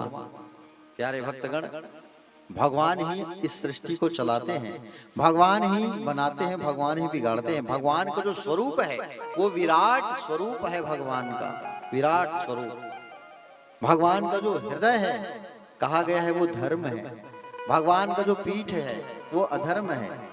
इसलिए जब मंदिर जाओ पूजा करने, दर्शन करने, तो जब भी मंदिर जाओ तो भगवान के सामने से ही प्रणाम करना चाहिए, भगवान के पीछे से प्रणाम नहीं करना चाहिए, क्योंकि भगवान के पीठ पर अधर्म का वास होता है। इसलिए इन बातों का ख्याल रखना चाहिए। जब भी मंदिर जाओ, परिक्रमा लगाते हो तो पीछे से माथा मत टेकना। पीछे भगवान की कौन बैठते हैं, अधर्म का वास होता है, ठीक है। मंदिर जब भी जाओ तो गहने आभूषण पहन करके नहीं जाना चाहिए। मंदिर जाओ तो चप्पल पहन के नहीं जाना चाहिए। मंदिर जब जाओ तो छाता लगा के नहीं जाना चाहिए। मंदिर जब जाओ तो कंबल ओढ़ करके नहीं जाना चाहिए। मंदिर जब जाओ प्यारे भक्तगण तो भगवान से ऊंचे आसन पर नहीं बैठना चाहिए। मंदिर जब जाओ तो केवल भगवान को प्रणाम करो और किसी को प्रणाम नहीं करो। मंदिर जब जाओ तो जाते जाते किसी से बात नहीं करना चाहिए, आते आते किसी से बात नहीं करना चाहिए, नहीं तो अपना पुण्य उसके ऊपर चला जाता है, दूसरे के ऊपर। मंदिर के लिए जब निकले हो तो केवल मंदिर जाओ, आप भगवान से बात करो, भगवान के बारे में सोचो। घर जब आ गए उसके बाद में आप जो है अन्यत्र व्यक्तियों से बात करो। मंदिर जब भी जाओ तो नील से रंगे कपड़े पहन करके मत जाना। उजाला लगा के जो कपड़ा पहनते हो सफेद कपड़े ना, कहा गया है नील की जो खेती होती है उसे अशुद्ध माना गया है। नील की खेती में कहीं धोखे से आप पैर रख दोगे तो आपको नहाना पड़ेगा तुरंत, ठीक है। तो भगवान के मंदिर जब जाओ तो नीले रंग का कपड़े पहन करके मत जाना, और ना ही नील में रंगा हुआ कपड़ा पहन करके जाना। इससे भगवान कुपित होते हैं, भगवान नाराज होते हैं, ठीक है। हाँ, और मंदिर जब भी जाओ तो भगवान के सम्मुख होकर के प्रणाम करना। प्रणाम जो होता है पुरुषों को दंडवत लेट करके प्रणाम करना चाहिए, और माताओं को दंडवत लेट करके प्रणाम नहीं करना चाहिए, ठीक है। दंडवत लेटना मतलब पूरा जमीन में लेट करके प्रणाम नहीं करना चाहिए माताओं को। दोनों हाथ से प्रणाम कर लो या घुटनों को मोड़ करके प्रणाम करो। दंडवत लेट करके प्रणाम माताओं को नहीं करना चाहिए। तो भगवान श्री सुखदेव जी महाराज कहते हैं कि देखो, भगवान ने जो ब्रह्मा को उपदेश दिया उसे कहा जाता है, जो उपदेश मैंने दिया है आपको ब्रह्मा जी, उसको कहते हैं भागवत। भागवत के 4 अर्थ होते हैं। कितने अर्थ होते हैं? भागवत के 4 अर्थ होते हैं। पहला जो है प्यारे, भगवान के भक्तों का नाम है भागवत। भगवान के निवास का नाम है भागवत। भगवान के प्रियजनों का नाम है भागवत। और भगवान से जो संबंध जोड़ लेता है उसका भी नाम है भागवत। इसलिए भगवान से संबंध जोड़ लो, आपको भी उपाधि मिल जाएगी भागवत की। अब आप कहोगे कौन ऐसा संबंध जोड़ा है जिसको भागवत की उपाधि मिली है? नारद जी। नारद जी भगवान से संबंध जोड़े हैं, उनको उपाधि मिली है भागवत की। प्रहलाद ने भी रिश्ता जोड़ा है भगवान से, संबंध जोड़ा है, इसलिए प्रहलाद को भी भागवत कहा जाता है। अम्बरीश, सूत, व्यास, हनुमान, विभीषण सब भागवत हैं। लोग सबको भागवत की उपाधि मिली है, समझ रहे हो ना प्यारे भक्तगण। इसलिए भगवान से संबंध जोड़ो। भक्ति की 3 धारा होती है, 3 सीढ़ी होती है। पहला है विश्वास, दूसरा है संबंध, और तीसरा है समर्पण। भगवान पे आपको विश्वास होना चाहिए। क्या होना चाहिए? विश्वास होना चाहिए। चलो एक बार जयकारा लगाओ हाथ उठा करके, बोलो द्वारिकाधीश भगवान की जय। तो बोल रहे हो लेकिन मुंह से आवाज ही नहीं खुल रहे हैं। ऐसा थोड़ी करोगे, मजा थोड़ी आएगा। है? बोलो द्वारिकाधीश भगवान की राधे राधे। देखो अभी भी आवाज नहीं आ रहा है। अच्छा खाना खा के तो आए हो ना, भोजन तो करके आए हो कि नहीं आए हो? कितने लोग खाना खा के नहीं आए हैं? सब खाना खा के बैठे हो मेरे हिसाब से तो है नहीं। शनिवार उपास तो नहीं हो कोई? तो चलो एक बार हाथ उठा के कहो सब राधे राधे। आइए एक भगवान का भजन करते हैं, फिर कथा में आगे प्रवेश करेंगे हम सब।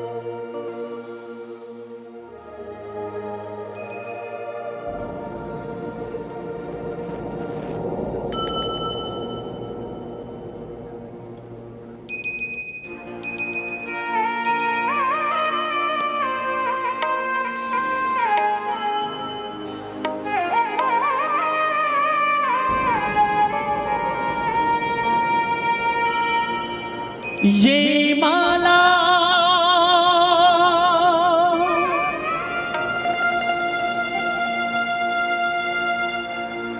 यशोदा ने फेरी, ये माला यशोदा ने फेरी, जाके रटने से मिल जाए नंद लाला, हो जाके रटने से मिल जाए नंद लाला। हो मुझे ला दो ला दो ला दो ला दो ला दो ला दो ला दो, मुझे ला दो भजन वाली वही माला, मुझे ला दो भजन वाली वही माला, ओ मुझे ला दो भजन वाली वही माला, मुझे ला दो भजन वाली वही माला, जिसके रटने से मिल जाए नंद लाला, जिसके रटने से मिल जाए नंद लाला, मुझे ला दो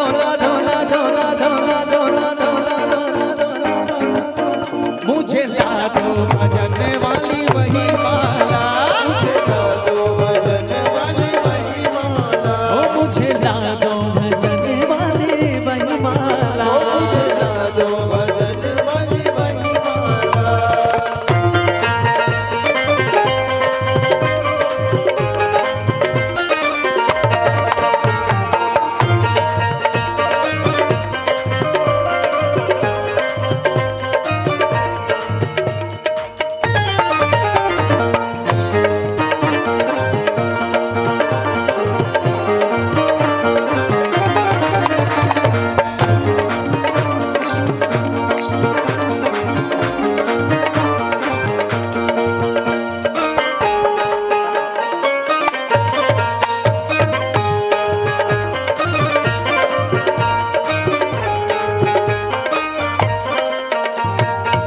जे माला गौरा ने फेरी,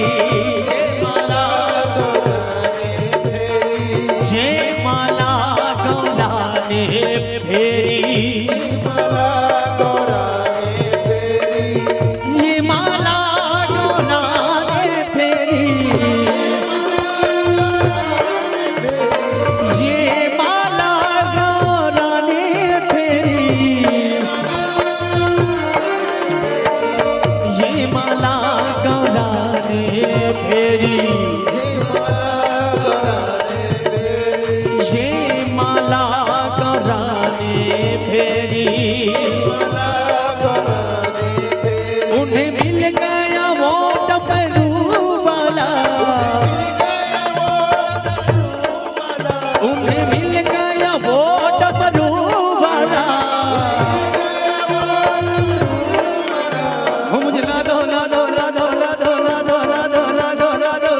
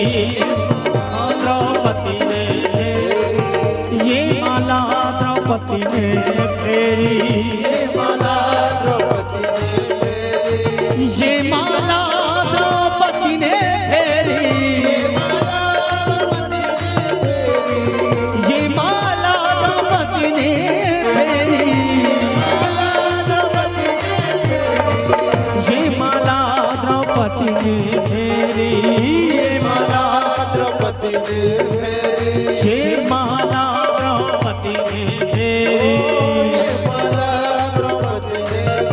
द्रौपदी ने फेरी, द्रौपदी ने फेरी, द्रौपदी ने फेरी, द्रौपदी ने फेरी, ये माला द्रौपदी ने फेरी। और क्या हुआ? देखो चीरे बढ़ा गए नंद लाला, ओ देखो चीरे बढ़ा गए नंद लाला, मुझे ला दो ला दो ला दो ला दो ला दो ला दो ला दो ला दो, ओ मुझे ला दो भजन वाली महिमा, मुझे ला दो भजन वाली महिमाला।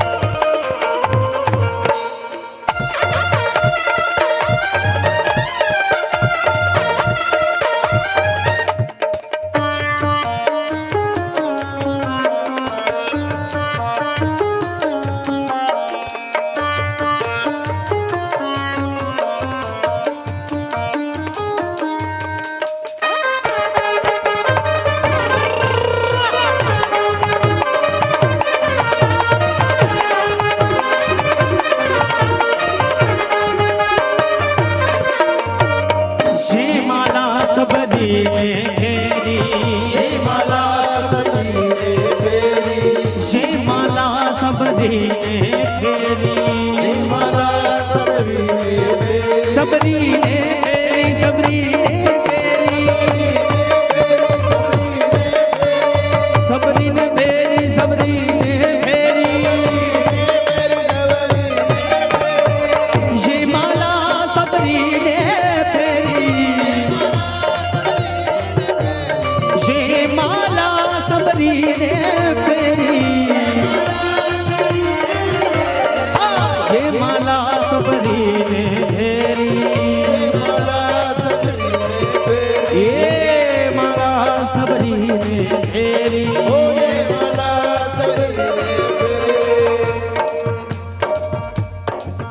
झूठे बेरों को खा गए राम लला, ओ झूठे बेरों को खा गए राम लला, और ओ मुझे ला दो ला दो ला दो ला दो ला दो ला दो ला दो ला दो, ओ मुझे ला दो भजन वाली वही माला, मुझे ला दो भजन वाली वही माला, ओ जिसके रटने से मिल जाए नंद लाला, ओ जिसको रटने से मिल जाए नंद लाला, ओ मुझे ला दो ला दो ला दो ला दो ला दो ला दो ला दो ला दो ला दो ला दो ला दो ला दो ला दो ला दो,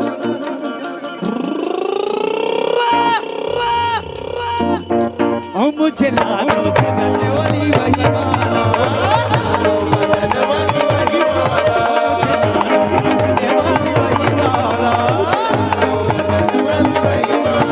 मुझे ला दो भजन वाली वही माला, मुझे ला दो भजन वाली वही माला, मुझे ला दो भजन वाली वही माला,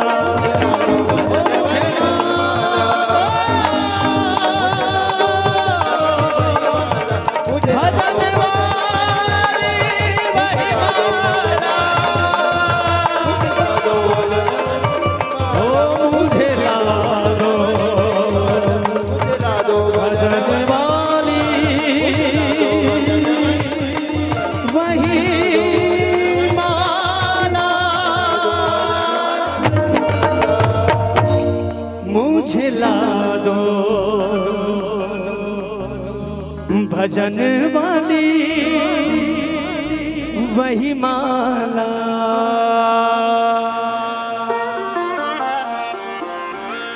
बोलबो द्वारकाधीश भगवान की। राधे राधे।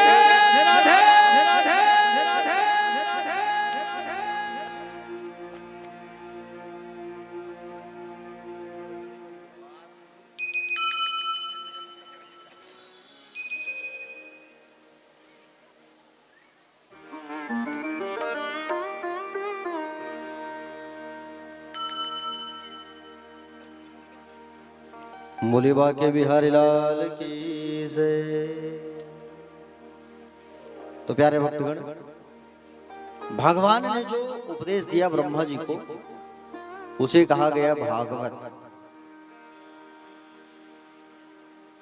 भगवान के भक्त का नाम है भागवत, भगवान के निवास का नाम है भागवत, भगवान के प्रियजनों का नाम है भागवत, और भगवान जैसो संबंध जोड़ लेता है भगवान से, जो वो भी बन जाता है भागवत। प्यारे भक्तगण देखिए, भगवान श्री सुखदेव जी ने परीक्षित जी से कहा, बोले परीक्षित एक बात बताओ, एक बात बताओ। बोले भगवान किसको मिलते हैं? और यही बात मैं आप लोगों से पूछता हूं, चलो बताओ भगवान किसको मिलते हैं? भगवान किसको मिलते होंगे? चलो बताओ। जो दिन में 4 बार नहाता है उसको भगवान मिलते हैं क्या? नहीं। जो उम्र में बड़ा होता है क्या भगवान उनको मिलते हैं? जो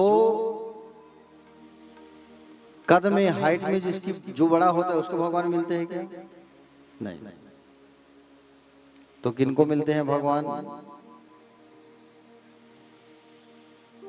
जिनके भाव शुद्ध होते हैं, जिनका मन शुद्ध होता है, उनको भगवान मिलते हैं।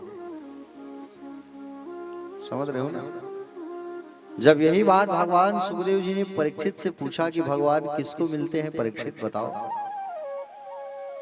तो परीक्षित जी ने कहा, प्रभु बोले जो दिन में 5 बार स्नान करता है उनको भगवान मिलते होंगे। तब श्री सुखदेव जी भगवान ने कहा, व्याधयस्य चरणम ध्रुवस्य च वयो विद्या गजेन्द्रस्य का जातिर्विदुरस्य यादवपते रुग्रस्य किम पौरुखम कुब्जायाः किमु तत्र रूपमधिकम की तत्सुदाम्नो धनम। बोले देखो राजा, तुम कह रहे हो कि बोले जो दिन में 4 बार नहाता है उनको भगवान मिलते होंगे। अगर ऐसा कुछ था तो जाड़े के दिन में कोल भील वानर तो 4 महीना नहाते नहीं है। भगवान राम उनको भी गले से लगाए हैं कि नहीं लगाए हैं? बंदर वानर ये तो ठंड के दिन में 2 से 3 महीना नहीं नहाते। भगवान रामचंद्र जी इन सब को गले से लगाए हैं। सोचो आप। परीक्षित, तुमने कहा कि बोले जो जिनकी उम्र बड़ी होती होगी उनको भगवान मिलते होंगे, तो ध्रुव की उम्र कितनी थी? महज 5 से 6 साल। भगवान उनको मिले कि नहीं मिले? अगर तुम कहते हो कि जो जाति में बड़ा होता है भगवान उनको मिलते हैं, परीक्षित विदुर भी तो निम्न जाति में पैदा लिया था, भगवान उनको प्राप्त हुए, उनको मिले, उनके घर जाके भगवान भाजी की सब्जी खाए। परीक्षित जी ने पूछा, बोले प्रभु एक बात बताओ, विदुर जी कब भगवान के घर गए थे? भगवान विदुर के घर कब गए थे? ये मैं जानना चाहता हूं। तब सुखदेव जी ने राजा परीक्षित को बताया, यदा तू राजा स्वसुतान साधु पुषण्णः धर्मण विनिष्ट दृष्टि। देखो राजा, ये कौरव जो है पांडवों के साथ में जब अन्याय कर रहे थे, जब लाछा गृह में जलाने की कोशिश किया जा रहा था ना, तब धृतराष्ट्र के सामने आकर के विदुर जी बैठे। विदुर जी कौन है? महामंत्री हैं। विदुर जी आए और विदुर जी आकर के कहते हैं, देखो महाराज, मैं महामंत्री होने के नाते नहीं, एक आम नागरिक होने के नाते आपको समझा रहा हूं कि आप जो है पांडवों की संपत्ति पांडवों को दे दो। पांडव कमजोर नहीं है महाराज, पांडव आपका सम्मान करते हैं, आपका आदर करते हैं। आप जो है दुर्योधन के दिमाग पर ना चलो। दुर्योधन का जो दिमाग है वो पूरा शकुनी जो है खराब कर चुका है महाराज। देखो, समाज में अगर एक व्यक्ति उद्दंड है तो उसको गांव से निकाल दो, समाज सुखी रहेगा। गांव में अगर एक व्यक्ति गांव वाले को परेशान कर रहा है तो उस व्यक्ति को गांव से निकाल दो, बाकी गांव वाले अच्छे से रहेंगे। परिवार में एक व्यक्ति अगर उद्दंडता कर रहा है, कलंक पैदा हो गया है, तो परिवार से उसको निकाल दो, बाकी परिवार वाले सुख से चैन से रहेंगे महाराज। हाँ, शकुनी ने दुर्योधन के दिमाग को विकृत कर दिया है महाराज, उनको समझाओ। दुर्योधन की बात पर आप मत आओ। पांडव कमजोर नहीं है, वो तो आपका सम्मान करते हैं। हाँ? अरे जो धर्मराज स्वयं पुत्र बनकर के आया है, जो स्वयं इंद्र, अर्जुन कौन है? स्वयं इंद्र है। भीम कौन है? स्वयं पवन देव है, वायु। नकुल सहदेव कौन है? स्वयं अश्विनी कुमार है। पांडव कमजोर नहीं है। पांडव जो है आपका आदर करते हैं महाराज, और आप दुर्योधन के दिमाग में मत आओ, समझाओ नहीं। जब ऐसा विदुर जी महाराज समझा रहे थे धृतराष्ट्र को, और धृतराष्ट्र को जब समझा रहे थे तो उसी समय दुर्योधन पहुंच गया वहां। और दुर्योधन पहुंच करके कहा, बोले विदुर जी आप हमारे खिलाफ बात कर रहे हो? बोले आप हमारे महामंत्री हो, और आप हमारे महामंत्री हो करके हमारे विरुद्ध, हमारे खिलाफ बात कर रहे हो। महाराज अच्छी बात नहीं है, आज हम आपको महामंत्री के पद से हटाते हैं। और जैसे ही कहा कि आज हम महामंत्री के पद से तुम्हें हटाते हैं, जैसे ही कहा उतने में विदुर जी कहने लगे, तुम मुझे क्या हटाओगे? मैं स्वयं तुम्हारा राजपाट छोड़ रहा हूं, और मैं स्वयं यहां से जा रहा हूं, मुझे नहीं रहना तुम्हारे साथ। और स्वयं विदुर जी महाराज वहां से निकल पड़े, पत्नी को लेकर के केले के जंगल पर चले गए। और केले के कदली के जंगल में जाकर के 12 साल तक तपस्या किया है। 12 साल तक इन्होंने भगवान की आराधना की है। 12 वर्ष, 12 वर्ष तक जो ईमानदारी से भगवान का भजन कर लेता है ना, 13वें वर्ष में उनको बिल्कुल भगवान की प्राप्ति हो ही जाती है, याद रखना, ठीक है। हाँ, अब आप कहोगे महाराज 12 साल तक कैसे भगवान का आराधना करें? 12 वर्ष का एक कठोर साधना, एक कठोर तपस्या, एक कठोर साधना ले लो आप। ये 12 साल तक हम भगवान का भजन करेंगे। और सबसे अच्छा उपाय है 12 साल तक का व्रत करने का, एकादशी का उपाय। 12 साल तक एकादशी का व्रत कर लो, 13वें साल में भगवान जरूर दर्शन देंगे। माता जी हाथ उठा रही है, मैं रहती हूँ महाराज करके, बहुत बढ़िया। एकादशी का व्रत तो सबको रहना चाहिए। प्यारे भक्तगण, पत्नी को लेकर के विदुर जी महाराज चले गए और कदली के वन में रहने लगे। अपनी पत्नी के साथ में साधना करने लगे, अपनी पत्नी के साथ में तपस्या करने लगे भगवान का। अच्छा, विदुर की पत्नी का नाम क्या था पता है आपको? कौन कौन जानता है? विदुर की पत्नी का नाम क्या है? 5 साल और कथा हो चुकी है मेरी यहाँ, ये 6वां साल है। हालांकि थोड़ा गैपिंग हो गया था कथा, फिर रनिंग में आ गया है। क्या नाम विदुर की पत्नी का? नाम विदुराइन। क्या नाम? जोर से बोलो। विदुराइन नाम था। कितने लोग कह रहे हो विदुराइन नाम है करके? हाथ उठाओ। 1 और 2 3 4 और कितने लोग हैं? 5 और अच्छा बाकी लोग बताओ फिर, बाकी लोग क्या कह रहे हो, बाकी लोग क्या नाम बता रहे हो विदुर की पत्नी का? हाँ देखो, विदुर की पत्नी का नाम विदुराइन नहीं था, ठीक है। वो तो पति के साथ में पत्नी को ऐसे ही सम्मान मिल जाता है। आप पूछो कैसे? जैसे एक डॉक्टर की पत्नी को क्या कहते हो आप? बोलो, डॉक्टरीन दाई डॉक्टर हवे का, ऐसा चिल्लाते हो नहीं, भले वो बेचारी सूजी लगा लेता, लेकिन डॉक्टरीन दाई डॉक्टर हवे, उत्तम डॉक्टरीन दाई खुश मुंह डॉक्टरीन कहा था, है कि नहीं? जैसे सरपंच की पत्नी को क्या कहते हो? सरपंचिन। भले वो बेचारी 5वीं तक पढ़े हैं, अंगूठा छाप साइन करे लिया, लेकिन सरपंचिन दाई सरपंच हवे, उत्तम सरपंचिन बेचारी खुश हो गई, है कि नहीं? उसी तरीके से विदुर की पत्नी को विदुराइन कहते थे, बट उनका नाम सुलभा था। विदुर की पत्नी का नाम क्या था? सुलभा देवी। तो सुलभा को लेकर के जंगल चले गए और तपस्या करने लगे। भगवान श्री कृष्ण चंद्र जी दूत बन करके आए, शांति दूत। कहां से आए? द्वारिका से आए, हस्तिनापुर। बोले दोनों के बीच भैया बात कुछ रखता हूं, बात जम जाए, पांडव और कौरव को मिलाने का काम कर देता हूं करके भगवान मध्यस्थ बन के आए। और भगवान जैसे रथ में सवार होकर के आ रहे थे हस्तिनापुर, तो रथ के पीछे खूब भीड़ लग गई, सब भगवान को देखने लगे। आहा, अरे कितना सुंदर स्वरूप है भगवान का, आहा, सब देख रहे हैं।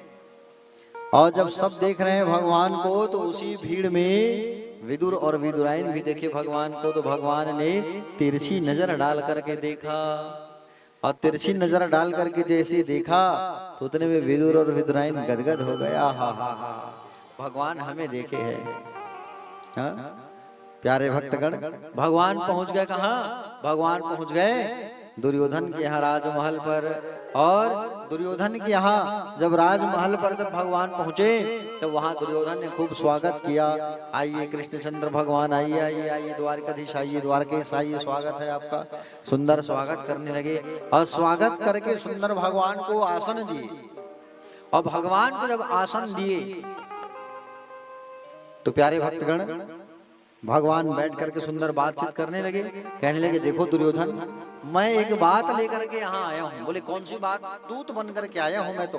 कौन सा दूत? बोले शांति दूत। बोले बताओ बताओ। बोले देखो, पांडव कमजोर नहीं है महाराज, आपका सम्मान करते हैं, और पांडवों की जो संपत्ति है महाराज, उन्हें आप दे दो, ऐसा मत करो आप।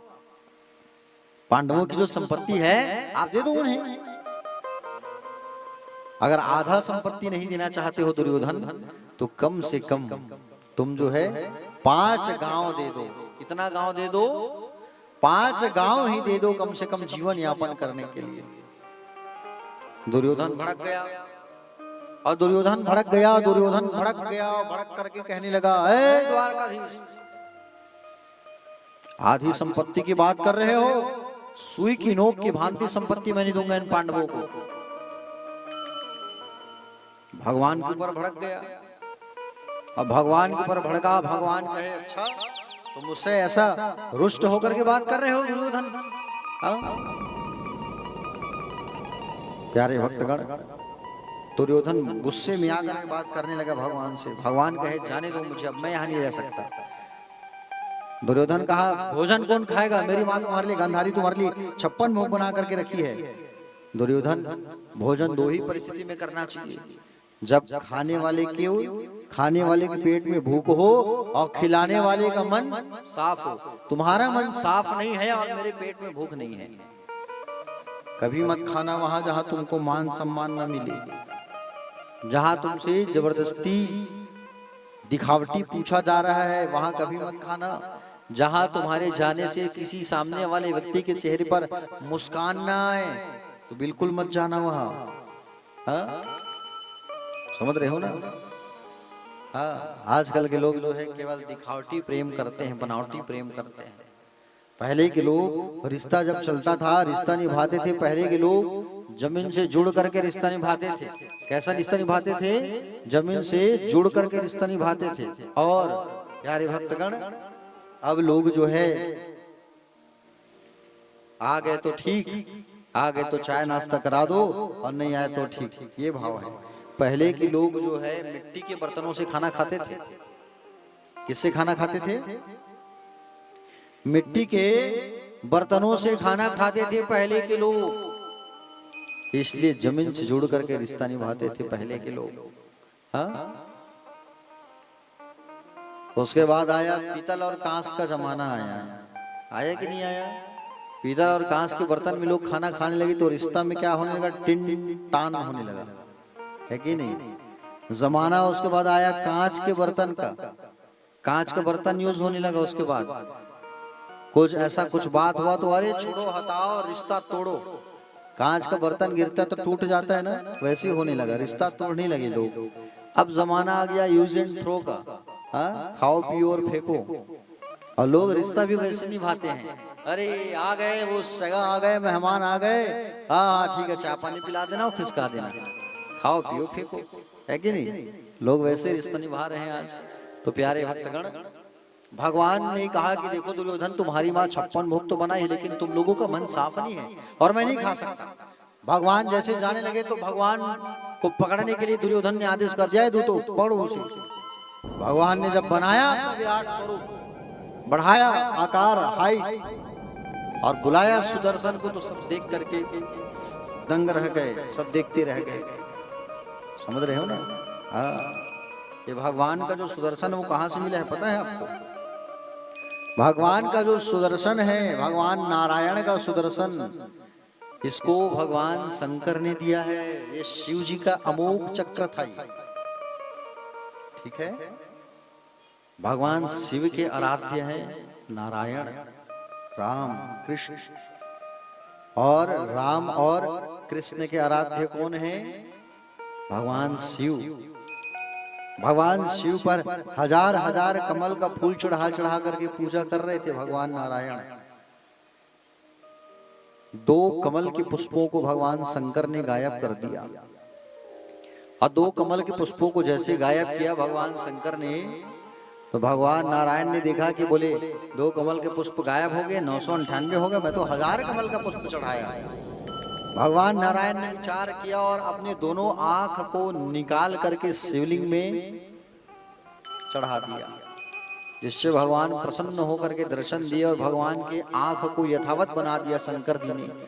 भगवान शंकर प्रसन्न हो गए और प्रसन्न होकर के कहे, मांगो नारायण। भगवान ने कहा, मैं आपसे क्या मांगू? भगवान शिव प्रसन्न होकर के उस अमोघ सुदर्शन चक्र को नारायण को तोहफा में, गिफ्ट में भेंट किया है। ये वही सुदर्शन है जो भगवान शंकर के पास रहते थे पहले। समझ रहे हो ना? हाँ। तो दुर्योधन ने जब देखा भगवान की हाइट बढ़ रही है, सब डर गए और डर करके सब भगवान से दूर भाग गए। भगवान कहे, अब मैं विदुर के घर जाऊं। मैं कहा जाऊं? विदुर के घर जाऊं। ऐसा कह करके विदुर के घर आ गए, और विदुर के घर जब आए तो विदुर के घर में विदुर नहीं थे। कौन थी? विदुराइन थी। भगवान आए और भगवान आकर के दरवाजा खटखटाए। भगवान आकर के जैसी दरवाजा खटखटाए, विदुर काका, ओ विदुर काका। प्यारे भक्तगण, उस समय विदुर काका तो नहीं थे। उस समय विदुराइन स्नान कर रही थी, नहा रही थी। क्या कर रही थी? नहा रही थी। और जैसे नहा रही थी ना, उतने में आवाज आया, बोले कौन? बोले चाची मैं द्वारिकाधीश।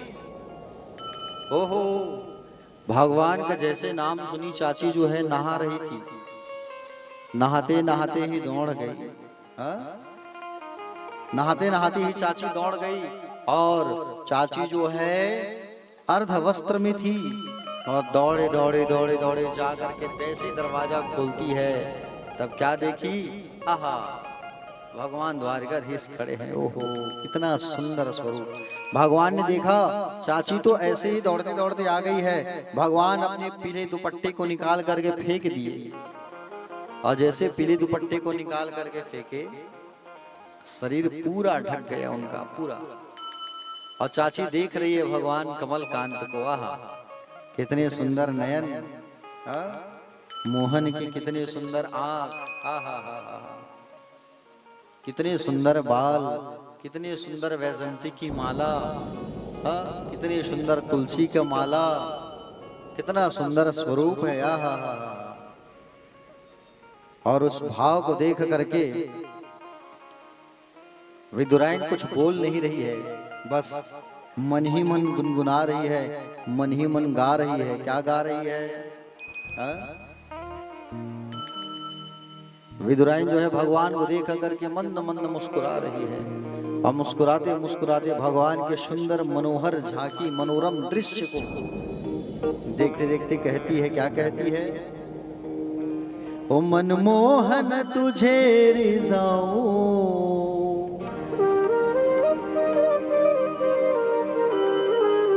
तुझे नित नए लाड़ लड़ाऊं, बसा के तुझे नैनन में, छिपा के तुझे नैनन में, बसा के नैनन में, छुपा के तुझे नैनन में, मनमोहन तुझे रिझाऊं, तुझ नित नए लाड़ लड़ाऊं, मनमोहन तुझे रिझाऊं, तुझे नित नए लाड़ लड़ाऊं, बसा के नैनन में, छुपा के तुझे नैनन में, बसा के नैनन में, छुपा के तुझे नैनन में। ओ मनमोहन तुझे रिझाऊं, तुझे नित नए लाड़ लड़ाऊं, मनमोहन तुझे रिझाऊं, तुझे नित नए लाड़ लड़ाऊं, बसा के तुझे नैनन में, छुपा के तुझे नैनन में, बसा के तुझे नैनन में, छुपा के तुझे नैनन में।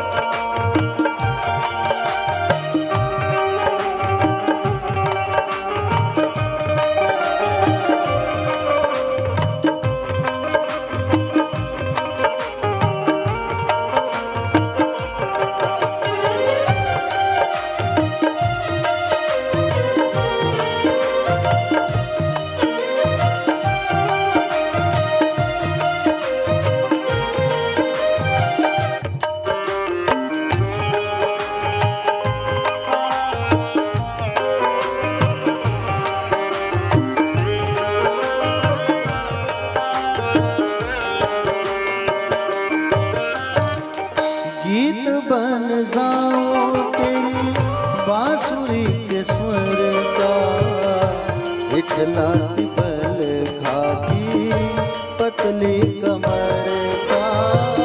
गीत बन जाऊं तेरी बांसुरी के स्वर का, इखलाती बल खाती पतली कमर का। गीत बन जाऊं बांसुरी के सुर का, इखलाती बल खाती पतली कमर का। गीत बन जाऊं तेरी बांसुरी के स्वर का, इखलाती बल खाती पतली कमर का। पीला पटका बन जाऊं, पीला पटका बन जाऊं, पीला पटका बन जाऊं, पीला पटका बन जाऊं, बसा के तुझ नैनन में, छिपा के तुझ नैनन में, बसा के नैनन में, छिपा के तुझ नैनन में।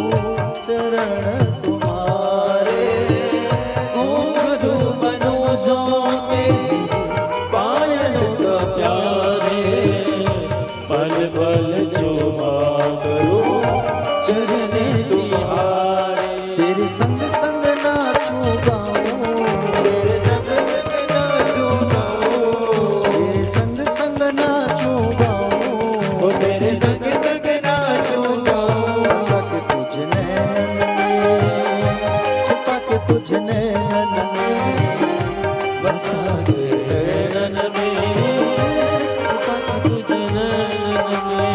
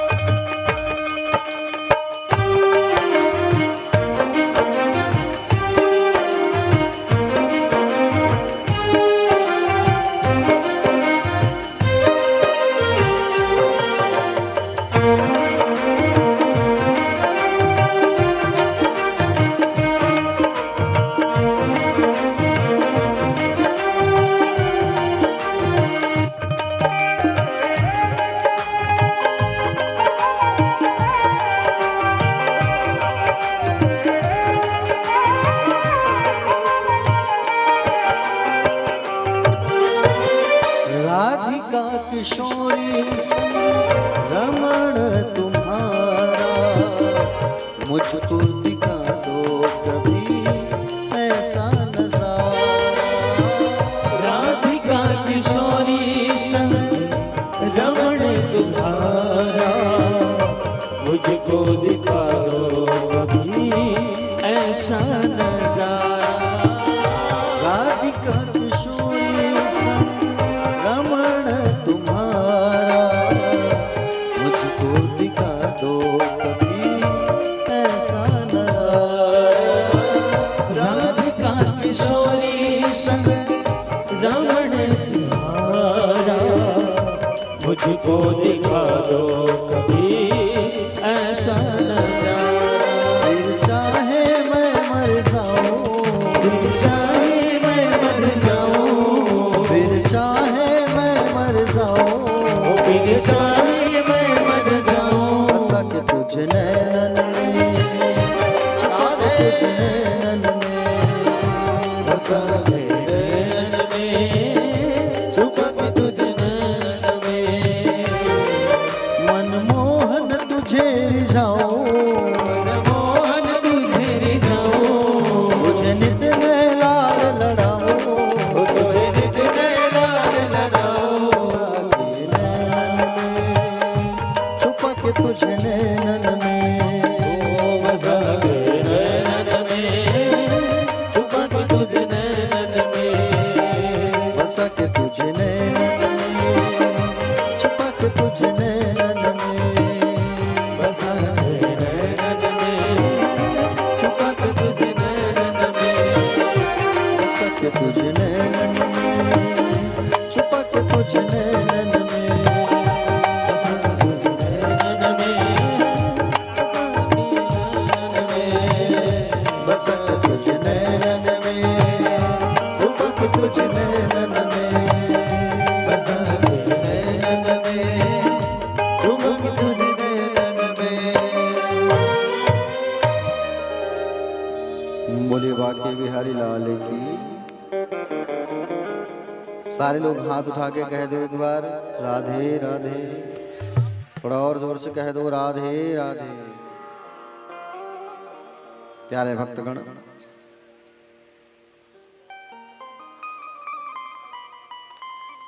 माँ विदुराइन जो है सुंदर भगवान के स्वरूप को देखने लगी और भगवान के स्वरूप को जब देखने लगी, कितना सुंदर उनका स्वरूप, नैनों से नैना हट ही नहीं रहा है। इतना सुंदर मनोहर दृश्य। चाची मुझे अंदर नहीं बैठाओगी, तुम बस यहीं देखते रहोगी खड़े खड़े। आओ आओ कन्हैया, आओ आओ, बैठो बैठो बैठो। भगवान आए। चाची बड़े जोर से भूख लगी है, कुछ खाने को हो तो मुझे दे देते आप। हाँ हाँ कन्हैया, जरूर जरूर। अंदर गई चाची और अंदर से जा करके केला लेके आई। क्या लेकर के आई? जोर से बोलो। केला। और अंदर जा करके केला लेकर के आई। भगवान कहे चाची हमको केला खिलाएगी। केला को छीलने लगी और गुदा को फेंक दी और छिलका को पकड़ा दी। लो कन्हैया पाओ कन्हैया। और कन्हैया छिलका को खाने लगे। दूसरा केला पकड़ी चाची तो भगवान सोची अब खिलाएगी मुझे। और जैसे ही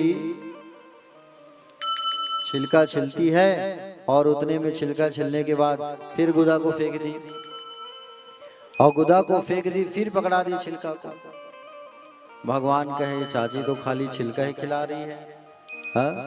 चाची तो केला नहीं खिला रही है, मुझे छिलका खिला रही है। भगवान भाव में आ गए, क्योंकि भगवान भाव के भूखे होते हैं। भाव का भूखा हूं मैं, भाव ही एक सार है। जो भाव से मुझे भजता है तो भाव से बेड़ा पार है। भगवान जो है भाव में आके केला खाने लगे, खाने लगे। अच्छा कितने केले का छिलका खाए होंगे भगवान, बताओ कितने छिलका खाए होंगे भगवान, सोचो जरा। अच्छा आप लोग कितना खा सकते हो ये बताओ, चलो कितनी कैपेसिटी है, कितना छिलका खा सकते हो केला का? 1 2 3 4 5 6 7 ज्यादा है कि नहीं? अब भगवान कितना छिलका खाए पता है आपको? भगवान कितना छिलका खाए? 35 से 40 छिलका। बताओ आप, 35 से 40 छिलका खा गए भगवान भाव में आकर के। क्योंकि भगवान कहते हैं भाव का भूखा हूं मैं, भाव ही एक सार है। जो भाव से मुझे भजता है तो भाव से बेड़ा पार है। भाव के भूखे हैं भगवान, भाव। भगवान को भाव चाहिए प्यारे, हाँ? और कुछ नहीं चाहिए भगवान को। 35 से 40 छिलका खा गया। उतने में विदुराइन खिला ही रही थी कि विदुर जी पहुंच गए। और विदुर जी जैसे पहुंचे तो उतने में कहे ए विदुराइन क्या कर रही है तू? उतने बड़े द्वारिकाधीश भगवान को छिलका खिला रही है, हा? भगवान कहे तुम चुप रहो, तुम्हें क्या पता कितना सुंदर भाव है छिलका में। बोले अच्छा, हाँ कितना स्वाद है इसमें, तुम क्या जानोगे? चलो चलो आसन लगाओ। भगवान के लिए आसन लगाया गया और आसन लगा करके सुंदर भगवान को बैठाया गया। भगवान बैठे और सुंदर भगवान जैसे ही बैठे तो भगवान जब आसन पर सुंदर बैठे प्यारे भक्तगण, और सुंदर आसन में भगवान को बिठाया गया। भगवान बैठे और सुंदर भगवान को पेज मड़िया जिसको कहते हैं वो परोसा गया। भाजी की सब्जी परोसी गई, हाँ? भगवान कहे इसको तो मैं जिंदगी में कभी खाया नहीं हूं, खाते कैसे हैं इसको? भाजी की सब्जी और पेज परोसा गया है, हम तो इसे कभी खाए ही नहीं है, तो कैसे खाए? तो भगवान ने दिमाग लगाया। भगवान ने विदुर काका को कहा काका चलो आप पाओ पहले, आप चलो आप खाओ। विदुर चाचा ने कहा कैसी बात कर रहे हो प्रभु, पहले भोग आपको लगता है तब संसार वाले खाते हैं, तो पहले आप खाओ। अरे नहीं नहीं नहीं, मैंने कहा ना पहले आप खाओ। मतलब विदुर जी खाएंगे तब भगवान देखेंगे खाते कैसे हैं, इसलिए भगवान कह रहे हैं पहले तुम खाओ चलो। तब विदुर जी उस पेज मड़िया को उठा करके पीने लगे और भाजी को खाने लगे।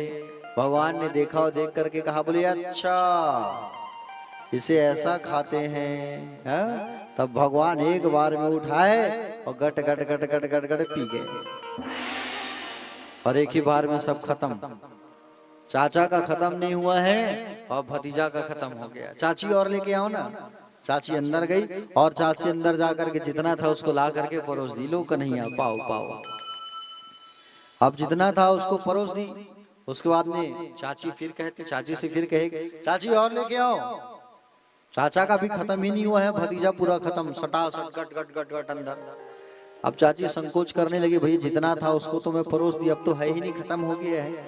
जैसे चाची अंदर जाती है रसोई में, तो रसोई में जा करके जब चाची देखती है तो क्या देखती है? पूरा का पूरा रसोई भरा पड़ा है। हाँ? हम भगवान को खिलाते कितना है? इतना।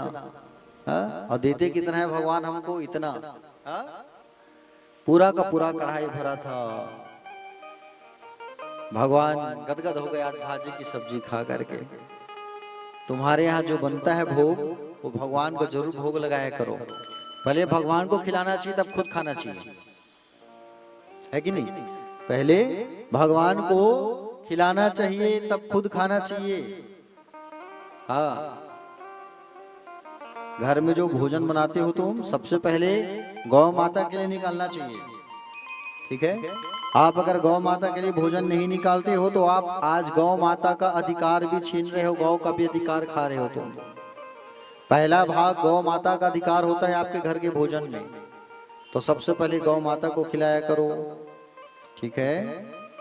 भगवान को पहले खिलाओ, फिर गौ माता को, और गौ माता को खिलाने के बाद कुत्ते के लिए भोजन निकालना चाहिए और चींटी के लिए। ठीक है? 3 स्थानों में भोजन निकालना चाहिए। पहला गौ माता, दूसरा चींटी और तीसरा कुत्ता। 3 लोगों के लिए भोजन निकालने के बाद भोजन खुद करना चाहिए। समझ रहे हो ना? तो आज भगवान को बड़ा आनंद आया भाजी खाने में। देखो, भगवान को 2 ही जगह आनंद आया है। पहला सबरी के बेर खाए और दूसरा विदुर की भाजी।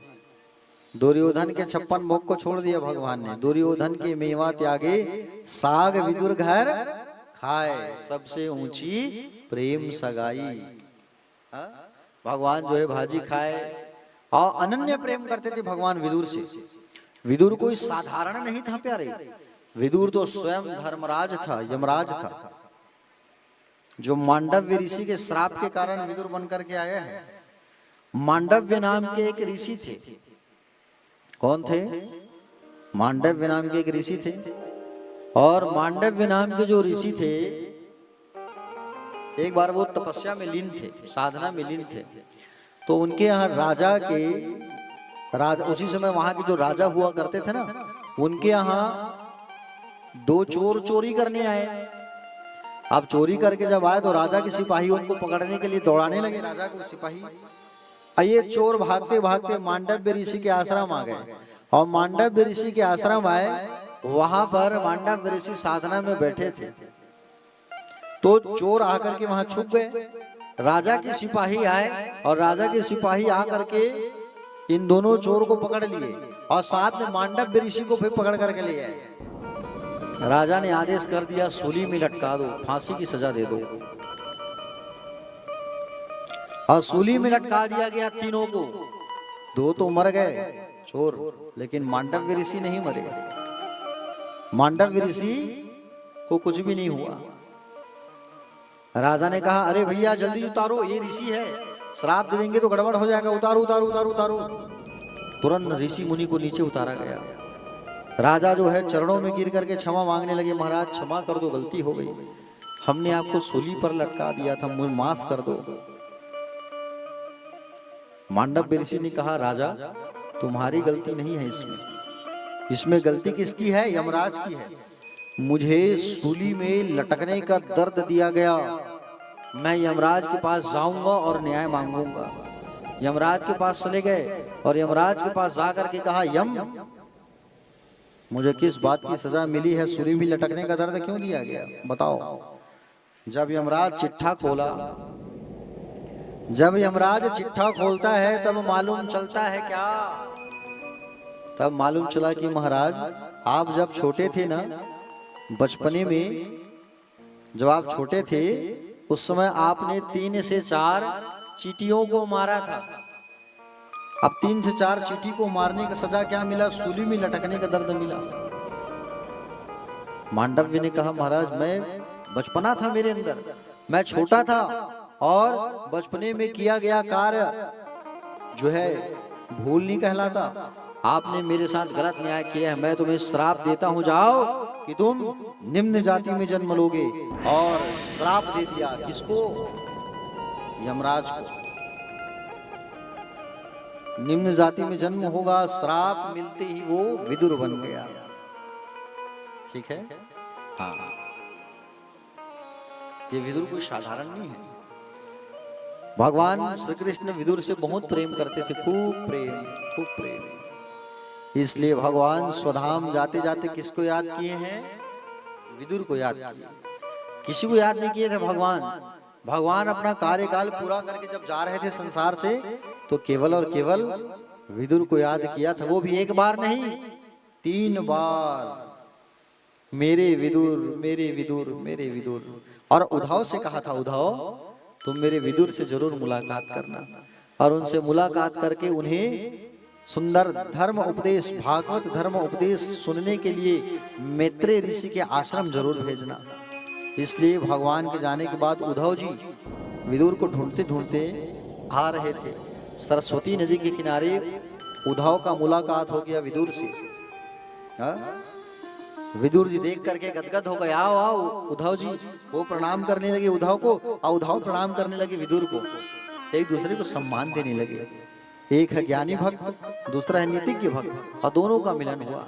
हाँ, 2 संतों का मिलन हुआ वहां पर, 2 संत, एक ज्ञानी है, हाँ, तो एक नीतिज्ञ है, और दोनों का मुलाकात हुआ आज। आज सरस्वती मैया गदगद हो गई प्यारे। हाँ, 2 लोगों का मिलन हुआ है, लेकिन कितने लोग प्रभावित हुए हैं? 4 मिले 64 खिले, 20 रहे कर जो, हरिजन से हरिजन मिले तो 20 से 7 करोड़। 4 मिले 64 खिले, ये क्या हुआ भाई? 2 लोग मिल रहे हैं, 4 कैसे मिल गए? 64 कैसे खिल गए? हाँ? तो 2 हाथ विदुर के हैं, 2 हाथ उद्धव के हैं, 4 हो गए। 4 मिले 64 खिले, 32 दांत इनके हैं और 32 दांत उनके हैं, 64 हो गया। 4 मिले 64 खिले, 20 रहे कर जोड़। अब 20 क्या हुआ? 10 उंगलियां उनकी, 10 उंगलियां उनकी, 20 रहे कर जोड़। और हरिजन से हरिजन, ये हरिजन क्या है? हरि के लाडले, हरि के प्यारे। हरिजन से हरिजन मिले तो 20 से 7 करोड़। 7 करोड़ क्या हुआ? 3.5 करोड़ रोम तुम्हारे, 3.5 करोड़ रोम उनके, हो गया 7। उद्धव जी से पूछने लगे विदुर जी, महाराज एक बात बताओ, कैसे हैं द्वारिकाधीश? क्या बताऊं विदुर जी, भगवान दीनानाथ हम सबको छोड़ करके चले गए। भगवान हम सबको छोड़ करके चले गए, लेकिन जाते जाते आपको 3 बार याद किया, मेरे विदुर, मेरे विदुर, मेरे विदुर। अरे भगवान हम सबको छोड़ के चले गए? बोले हाँ। प्यारे भक्तगण, उद्धव के आंखों से आंसू, विदुर की आंखों से आंसू। ओहो, और मुझ जैसे अभागे को याद किया भगवान ने, वो भी 3 बार। उद्धव जी कहे विदुर जी, आप मैत्रेय ऋषि के आश्रम चले जाना, भगवान की कथा को सुनने के लिए, ये भगवान का आदेश है। और विदुर जी महाराज रोते रोते मैत्रेय के आश्रम चले गए, और उद्धव जी रोते रोते बद्री आश्रम चले आए। दोनों संत, आज सरस्वती भी गदगद हो गई कि दोनों संतों का मिलन हो गया। हाँ? सरस्वती क्या है? सरस्वती जो है सत्संग है। गंगा क्या है? गंगा ज्ञान है। यमुना क्या है? यमुना भक्ति है। गंगा, यमुना और सरस्वती, गंगा ज्ञान है, यमुना भक्ति है, सरस्वती सत्संग है। और दोनों संतों का संग हुआ, सत्संग हुआ वहां। प्यारे भक्तगण, विदुर जी चले आए मैत्रेय ऋषि के आश्रम, और मैत्रेय जी के आश्रम जब आए तो मैत्रेय जी ने स्वागत किया, और मैत्रेय जी के पास बैठ करके विदुर भी भागवत की कथा को सुनने लगे। यहाँ से भागवत में विदुर और मैत्रेय का संवाद चालू हुआ है। समझ रहे हो ना? सनकादिक मुनि किसको सुनाए कथा? नारद को। नारद किसको सुनाए? व्यास को। व्यास किसको बताया? सूत को। सूत किसको बताया? सनकादिक 88 मुनियों को। परीक्षित जी को कथा सुना रहे कौन? सुखदेव जी। विदुर को कथा सुना रहे हैं कौन? मैत्रेय ऋषि। इतने लोग कथा सुन रहे हैं। कैलाश पर बाबा भूतनाथ माँ पार्वती को बताए हैं अमर कथा, बताया था ना कल। इतने लोग भागवत की कथा को सुने हैं। सुनिए आप, सोचिए आप। कथा का जो उदय है भगवान शिव से ही होता है। चाहे आप कोई भी कथा कह लो, चाहे बात मानस की कर लो, आप रामायण की भी कथा सबसे पहले भगवान शंकर ने सुनाया था। रची महेश निज मानस राखा, समझ रहे हो ना? हाँ। तो प्यारे भक्तगण, यहाँ से अब चालू हुआ विदुर और मैत्रेय का संवाद। सुंदर विदुर जी और मैत्रेय कथा सुना रहे हैं। महाराज परीक्षित जी ने पूछा, बोले प्रभु सृष्टि का निर्माण कैसे हुआ? तब बताया, सुनो महाराज, बता रहा हूं तुमको। ये सृष्टि पहले जल पे डूबी हुई थी। कश्यप ऋषि की दो पत्नियां अदिति और दिति, ठीक है। अदिति के संतान हुए हैं सारे के सारे देवता और दिति के संतान हुए हैं दैत्य राक्षस। दिति के दो संतान थे, हिरण्यकश्यप और हिरण्याक्ष। जब ये धरती को चुरा करके, पृथ्वी को चुरा करके ले गया था हिरण्याक्ष, उसी समय ब्रह्मा जी को जोर से छींक आया। और ब्रह्मा जी को जब छींक आया तो ब्रह्मा के नाक से वराह भगवान का आगमन होता है। बोलिए वराह भगवान की। वराह भगवान का आगमन हुआ। वराह भगवान का जब आगमन हुआ, वराह भगवान चले गए सीधे समुद्र में, पाताल, और वहां गए और जा करके हिरण्याक्ष को मारे हैं। और हिरण्याक्ष को मार करके भगवान पृथ्वी को ऊपर लेकर के आए। और पृथ्वी को जब ऊपर लेकर के आ रहे थे भगवान जो है, तो दांतों में रख करके लेकर के आ रहे थे, तो पृथ्वी हिल रही थी। अब पृथ्वी जब हिल रही थी तो पृथ्वी गर्भवती हो गई। पृथ्वी का बेटा हुआ जिसका नाम पड़ा भौम, जिसको हम मंगल कहते हैं। क्या कहते हैं? मंगल। समझ रहे हो ना? धरती का बेटा है मंगल, इसलिए मंगलवार के दिन धरती की खुदाई नहीं करना चाहिए। धरती की खुदाई करोगे मंगलवार को तो मंगल देव नाराज हो जाते हैं। इसलिए हल की जुताई मत करना, वृक्ष मत लगाना, ठीक है। बोर की खुदाई मत करना। भूमि को खोदने का जो कार्य है मंगलवार को नहीं करना चाहिए। मंगल देव नाराज हो जाते हैं। समझ रहे हो ना? पृथ्वी देवी जब आ रही थी ऊपर, तो पृथ्वी जब आ रही थी तो पृथ्वी को अहंकार आ गया। क्या आ गया? जोर से बोलो। पृथ्वी को अहंकार आ गया। और पृथ्वी को जब अहंकार आया कि देखो भगवान मुझे लेकर के आ रहे हैं, देखो देखो, भगवान पृथ्वी को लेकर के चले गए श्रीधाम वृंदावन। हाँ? चल देख, मैंने तेरे आने से पहले सब चीज व्यवस्था कर दिया है। पृथ्वी को जब लेकर के आए वृंदावन, हाँ, वृंदावन में आकर के पृथ्वी ने क्या देखा? सब चीज पहले से व्यवस्था है वृंदावन में। तो हाँ, पृथ्वी का अहंकार टूट गया। प्यारे भक्तगण, पृथ्वी का अहंकार चकनाचूर हो गया। छोटा सा है वृंदावन, लेकिन कभी ये वृंदावन कभी प्रयागराज को टैक्स नहीं पटाता। प्रयाग जो है तीर्थों का राजा है। प्रयाग क्या है? तीर्थों का राजा। जितने छोटे छोटे तीर्थ हैं वो प्रयाग को हर साल चुंगी पटाते हैं, टैक्स। जैसे हम गवर्नमेंट को टैक्स पटाते हैं ना, इनकम टैक्स, वैसे ही छोटे छोटे तीर्थ प्रयाग को टैक्स पटाते हैं। लेकिन छोटा सा वृंदावन कभी टैक्स नहीं पटाता। एक बार प्रयागराज नाराज होकर के भगवान कन्हैया के पास गए और कन्हैया के पास जाकर के कहे, बोले प्रभु ये वृंदावन मुझे टैक्स नहीं पटाता। भगवान ने कहा, सुन रे प्रयाग, मैंने तुझे तीर्थों का राजा बनाया है, हा? अपने घर का राजा नहीं बनाया है मैंने तुझे। वृंदावन मेरा घर है और मेरा घर क्या तुझे टैक्स देगा? भगवान ने खूब डांट लगाया प्रयाग को। छोटा सा वृंदावन कभी टैक्स नहीं पटाता। प्यारे भक्तगण, वृंदावन धाम की महिमा अपरंपार है। जरूर जीवन में एक बार वृंदावन धाम अवश्य जाना। आप लोग कहीं पर जाओ या ना जाओ, वृंदावन जरूर जाना, ठीक है ना। कहाँ जाना? वृंदावन धाम जरूर जाना। वृंदावन धाम जाने से चारों धाम की यात्रा का फल मिल जाता है आपको, याद रखना, ठीक है।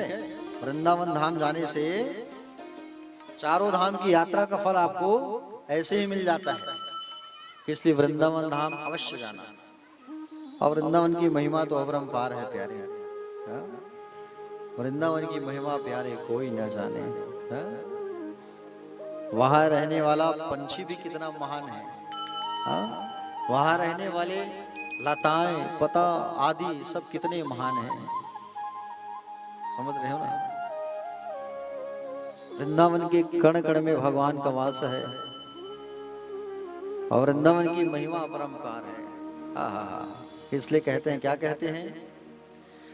श्यामा हृदय कमल सो प्रगटो,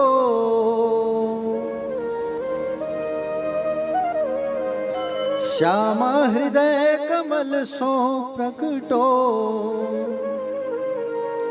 श्याम हृदय को भाई वृंदावन प्यारो वृंदावन।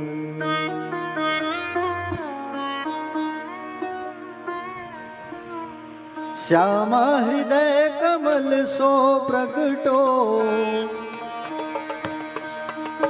श्याम हृदय को भाई वृंदावन प्यारो वृंदावन, वृंदावन प्यारो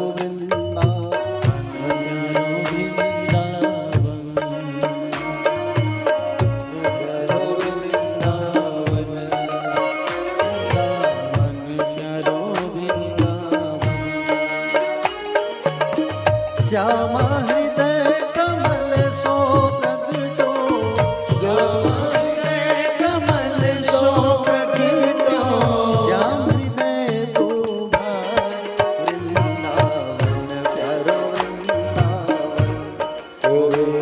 वृंदावन प्यारो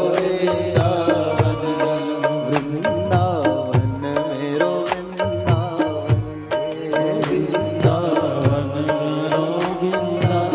मेरो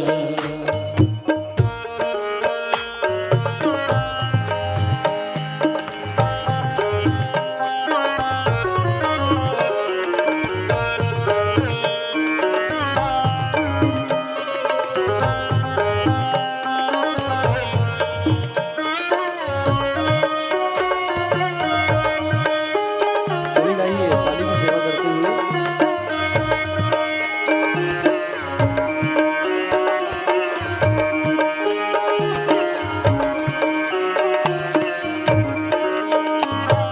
सब सुख सागर रूप उजागर रहे वृंदावन धाम, सब सुख सागर रूप उजागर रहे वृंदावन धाम, सब सुख सागर रूप उजागर रहे वृंदावन धाम, सब सुख सागर रूप उजागर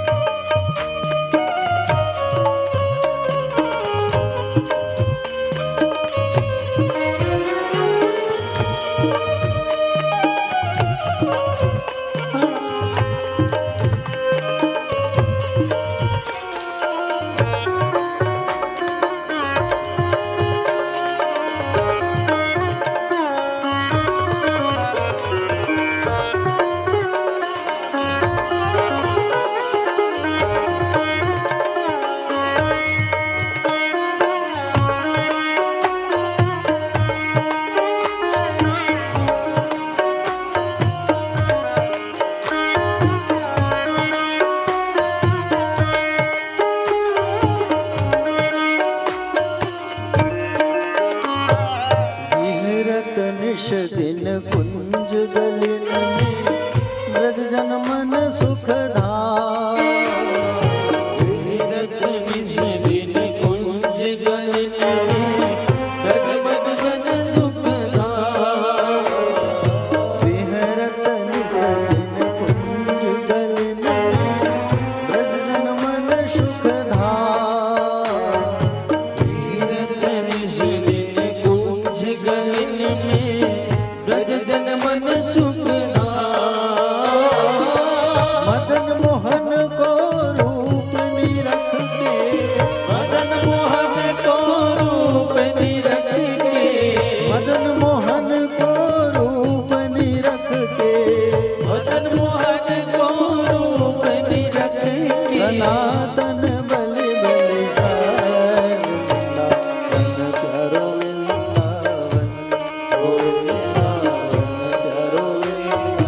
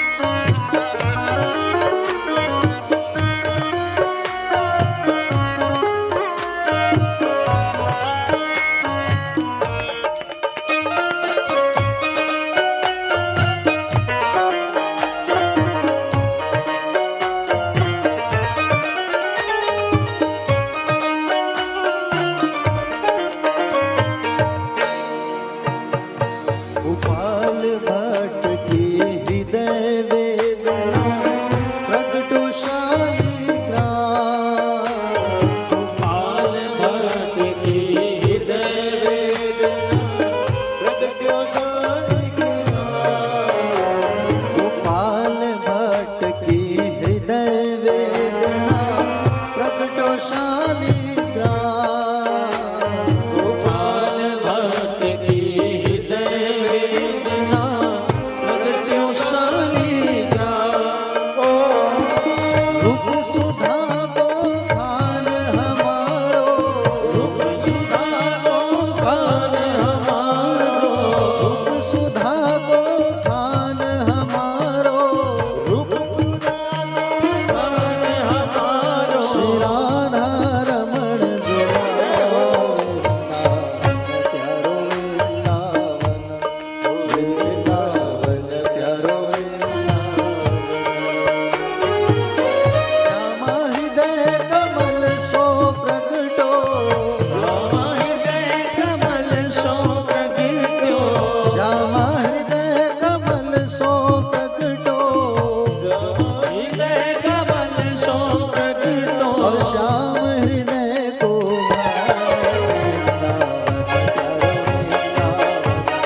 वृंदावन प्यारो वृंदावन प्यारो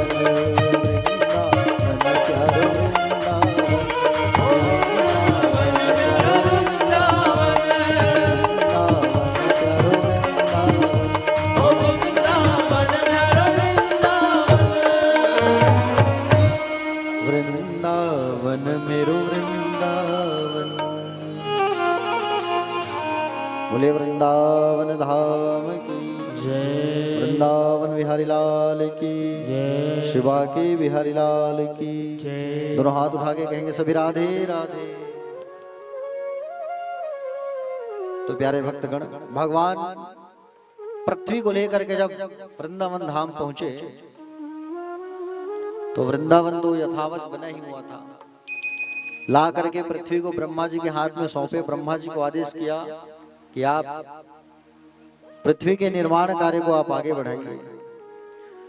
तो उसी समय ब्रह्मा जी के शरीर से बाएं भाग से मनु जी, बाएं भाग से शत्रुपा और दाहिने भाग से मनु जी का आगमन हुआ। मनु और शत्रुपा और मनु और शत्रुपा का परस्पर विवाह कराया गया और विवाह करा करके सुंदर उनको सृष्टि संचालन के कार्य के लिए नियुक्त किया गया। तो मनु और शत्रुपा के 5 संतान थे। कितने? 5। 2 बेटा और 3 बेटी। प्रियव्रत और उत्तानपाद, आकोति, देवहूति और प्रसूति। ठीक है, 3 संतान, 3 बेटियां और 2 बेटे। आकुति का विवाह जो है रुचि प्रजापति के साथ किया गया। देवहूति का जो विवाह है उसे कर्दम ऋषि के साथ किया गया था। और प्रसूति का जो विवाह है वो दक्ष प्रजापति के साथ किया गया था। देवहूति और कर्दम के घर कपिल भगवान का आगमन हुआ था। तो इस प्रसंग को मुझे सुनाइए, प्रभु कहने लगे। तो भगवान श्री सुखदेव जी कहे, सुनो राजन, कर्दम नाम के एक ऋषि थे। कौन से ऋषि थे? कर्दम। कर्दम का अर्थ है जो अपने इंद्रियों का दमन कर ले, वो होता है कर्दम। कर्दम ऋषि जो है खूब तपस्या किए भगवान का।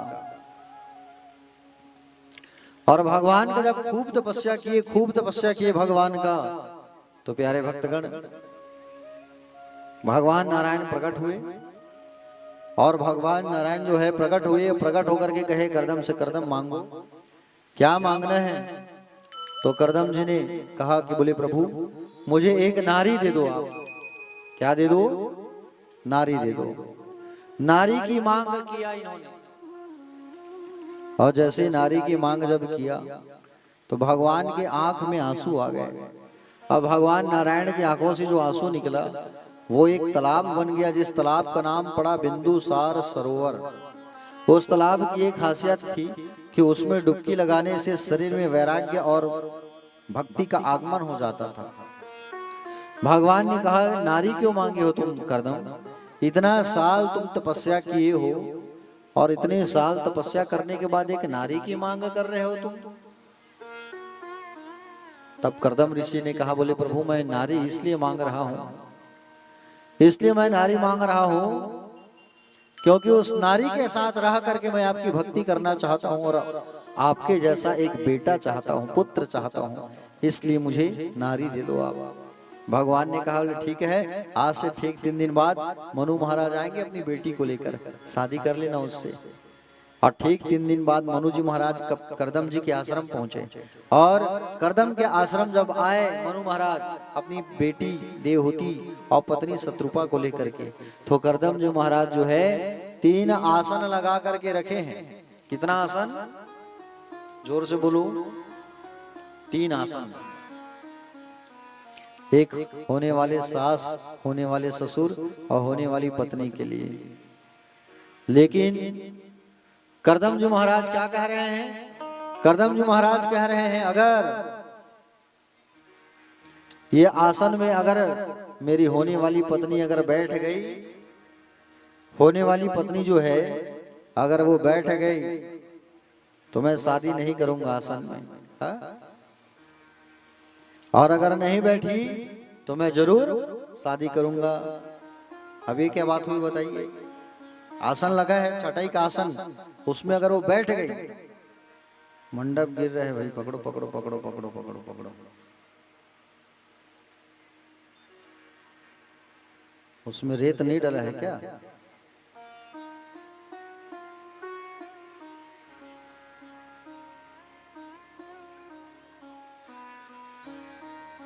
आज ये मंडप शुरू से सबको डिस्टर्ब कर दिया है कि नहीं? है कि नहीं?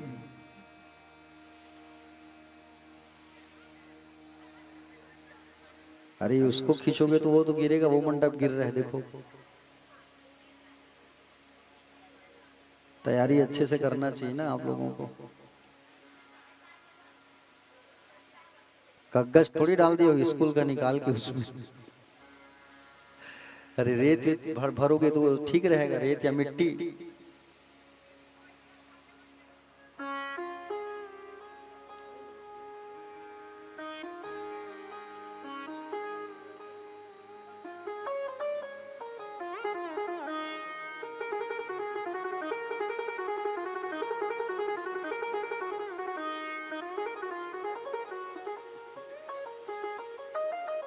चलिए कथा में आ जाइए। बोलो भक्त वत्सल भगवान की। हाथ उठा के एक बार सब जोर से जयकारा लगा। बोलो भागवत भगवान की।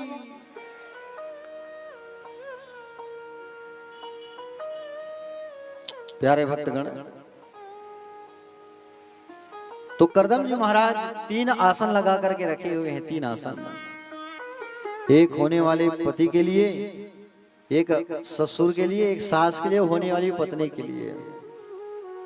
और तीनों जब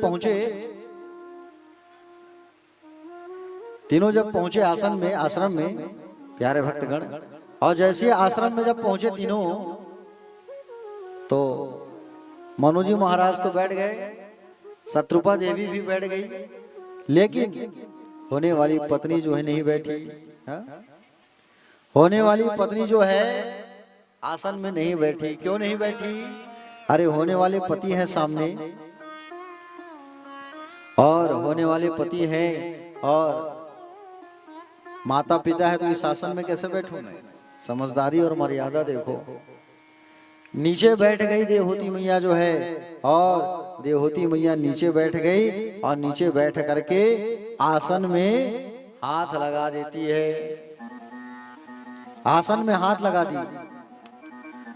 पति का भी सम्मान हो जाए, माता पिता का भी सम्मान हो जाए, और मर्यादा भी बनी रहे। देखो, माँ बाप के सामने नहीं बैठी वो। आज जब शादी लगाने जाओ, और आज जब शादी लगाने जाओ तो कैसे बैठते हैं सब? आमने सामने, लड़के वाले एक तरफ, लड़का वाले एक तरफ, बातचीत होती है। वो मर्यादा खत्म। हाँ, है कि नहीं? आजकल के लोग देख करके, सुन करके, समझ करके शादी करते हैं, फिर भी रिश्ता ज्यादा दिन नहीं चलता। और पहले के लोग बिना देखे शादी करते थे, शादी कितना अच्छा चलता था। कैसे देख के जाइए, देख के शादी करे, बिना देखे शादी करे, देख के जाते हैं बिना देखे। कतई अच्छा जिंदगी चलत है। और आजकल के लोग तो देख करके शादी करते हैं, और शादी से पहले वो पता नहीं आजकल क्या क्या फोटोग्राफी चलती है, क्या बोलते हैं उसको? Pre wedding. और शादी के पहले लड़का मन आजकल फोटो खिंचाती है। समझ रहे हो नहीं? उन लोगों को बुलाया जाता है फोटोग्राफी करने के लिए, तरह तरह की फोटोग्राफी होती है। बताओ, ये जमाना आ गया है, फिर भी रिश्ता ढंग से नहीं होता, ढंग से नहीं चलता। 1 साल 2 साल, ढाई डिसुम चालू है। आज मर्यादा का शोषण किया जा रहा है, संस्कारों का दोहन किया जा रहा है। ऐसी स्थिति हो रही है, बताओ।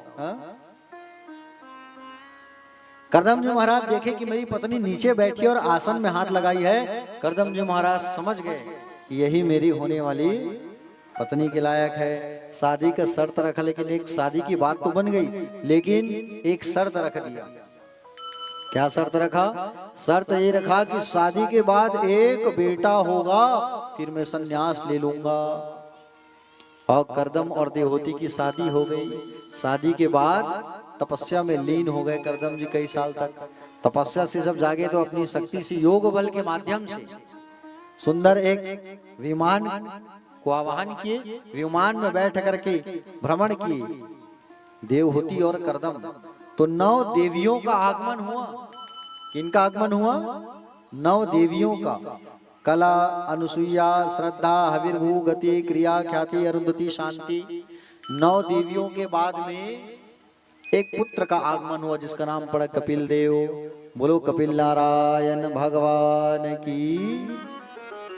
9 कन्याओं का विवाह करदम जी महाराज ने ब्रह्मा जी के बेटों के साथ किया। किसके साथ किया? ब्रह्मा के बेटों के साथ। कला का शादी हुआ मरीचि के साथ, अनुसुईया का अत्रि के साथ, श्रद्धा का अंगिरा के साथ, हविर्भू का पुलत्स्य ऋषि के साथ, गति का पुलह के साथ, क्रिया का क्रतु के साथ, ख्याति का भृगु के साथ, अरुंधति का वशिष्ठ के साथ, और शांति का शादी हुआ अथर्वा के साथ। इतना सुंदर जो है विवाह संपन्न हुआ। और शादी जब बेटियों की होगी तब करदम जी संन्यास ले लिए। कपिल भगवान के सामने माँ बैठी, और माँ जो है बैठ करके सुंदर ज्ञान की बातें पूछती हैं। बोले पुत्र बताओ मेरे जीवन में पूर्णता कब आएगा? तो कहा माँ, जब तक आपका संबंध पूर्ण से नहीं जुड़ेगा, तब तक आपके जीवन में पूर्णता नहीं आ सकती। पूर्ण आप नहीं है, ना ही हम हैं। पूर्ण तो केवल भगवान बंसी वाला ही पूर्ण है संसार में, और उनसे जब तक संबंध नहीं जोड़ोगे ना, आपका जीवन पूर्ण नहीं हो सकता।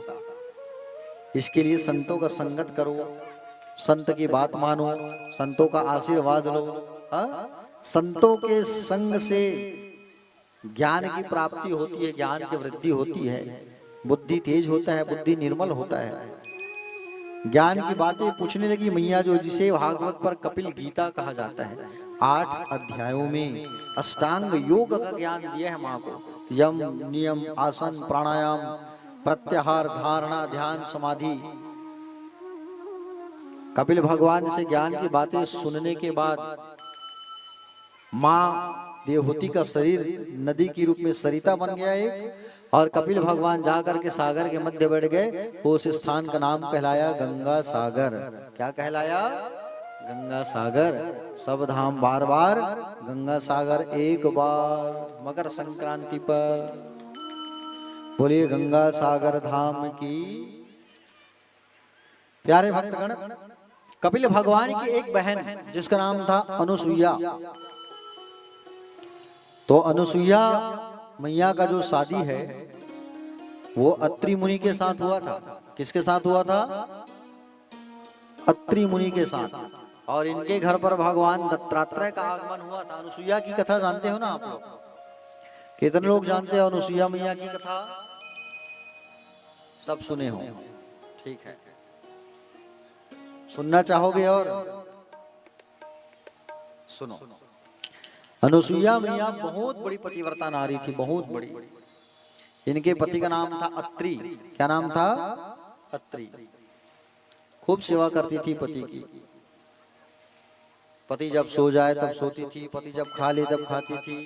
कहीं जाए तो पति की आज्ञा लेकर के, कहीं कुछ काम करे तो पति की बात मान करके पति पति पति, ओम पति परमेश्वराय नमः। ऐसा पति की खूब सेवा करती थी। आप लोग भी किया करो पति की सेवा। पतिव्रत धर्म का पालन सबको करना चाहिए। कैसे? पति के लिए श्रृंगार करना चाहिए, पति की लंबी आयु के लिए मांग ऊंचा भरना चाहिए। ठीक है? कैसे भरते हो मांग आप लोग? आप लोग खुद ही अपने पति की आयु को कम कर रहे हो, है कि नहीं? पहले जब शादी होता है शुरू में तो कैसा मांग भरते हो आप लोग, है कि नहीं? बाद में फिर वो छोटा छोटा छोटा छोटा छोटा छोटा छोटा, और उसके बाद फिर मांग से बाहर सामने, ऐसा, है कि नहीं? अब आजकल तो जिस सिंदूर को मांग भरते हैं शादी के समय उसको नहीं भरते। आजकल लिक्विड का जमाना आ गया है। हाँ, ऐसा हो गया है, समझ रहे हो नहीं? हाँ, पति की लंबी आयु के लिए मांग में सिंदूर भरा जाता है, लंबी उम्र के लिए। लेकिन आज हम लोग खुद ही अपने पति की आयु को कम कर रहे हैं, है कि नहीं? पति जब सो जाए तब सोना चाहिए, पति जब भोजन कर ले तब भोजन करना चाहिए, पति का नाम नहीं लेना चाहिए। अब बताओ कितने लोग नाम लेते हो पति का? हाँ, सब। पति का नाम नहीं लेना चाहिए, गुरु का नाम नहीं लेना चाहिए, और बड़े बेटे का नाम नहीं लेना चाहिए। ठीक है? पति का नाम, गुरु का नाम और बड़े बेटे का नाम नहीं लेना चाहिए। बोलो भक्तवत्सल भगवान की। पति के जूठन को खाना चाहिए। कितने लोग खाते हो कि खिलाते हो? हाँ, अच्छा, पति को अपना जूठा कितने लोग खिलाते हो? ईमानदारी से बताना। कोई नहीं ना? हाँ, ऐसा मत करना, घोर नरक में जाओगे आप। ठीक है? और पति की बात को मानना चाहिए। ठीक है? पति से लड़ाई नहीं करना चाहिए। कितने लोग करते हो पति से लड़ाई? कहाँ कहाँ में आ गए तोरी। हाँ, ओहो, पछतात हमें को बने रिश्ता आरिस मुरबर ओगरे सन शादी कर लेते, कहाँ कहाँ तोर पर आ गए, नरक बन गई मोर जिंदगी है। ऐसा कितने लोग कहते हो? ऐसा कभी मत कहना। अगर ऐसा कहोगे तो आप घोर नरक में जाओगे। हाँ, ठीक है ना। तो अनुसुईया मैया की पतिव्रत धर्म को देख करके एक बार नारद जी आए हुए थे, और नारद जी जब आए तो नारद जी जैसे जब पहुंचे तो माँ के पास सुंदर बैठ करके वार्तालाप करने लगे, बातचीत करने लगे। और बातचीत करने के पश्चात सुंदर कहाँ गए? कैलाश पर्वत। कैलाश पर्वत पर जब गए तो माँ पार्वती बैठी थी, और माँ पार्वती सुंदर जब लड्डू को प्रसाद देती है तो नारद जी ने कहा, माँ, बोले अरे आपके लड्डू में वो स्वाद नहीं है। अनुसुईया मैया के घर खाया मैंने लड्डू, कितना सुंदर स्वाद था उसमें। कौन है नारद? अनुसुईया। अरे आप नहीं जानते, बहुत बड़ी पतिव्रता नारी है। अच्छा, हाँ। वहां से बैकुंठ चले आए नारद जी। बैकुंठ आए तो मैया पैर दबा रही है पति का। ओहो मैया, बोले आपके भाव में वो सेवा में वो भाव नहीं है। अरे सेवा देखना है तो अनुसुईया का देखो कितना सुंदर सेवा करती है। लक्ष्मी मैया कहे, कौन है नारद? अरे बहुत बड़ी नारी है, पतिव्रता नारी है वो, बहुत बड़ी। अच्छा, बोले हाँ ऐसा। हाँ, तीनों देवताओं के पास जा करके, तीनों देवियों के पास जा करके नारद जी ढिंडोरा पीट दिया अनुसुईया का। और तीनों देव जो है अपने अपने देवियों से कहने लगे, बोले कितनी अच्छी नारी है अनुसुईया। तो तीनों देव ब्रह्मा विष्णु महेश कहे, कितनी सुंदर सेवा करती, तुम लोग भी वैसे किया करो।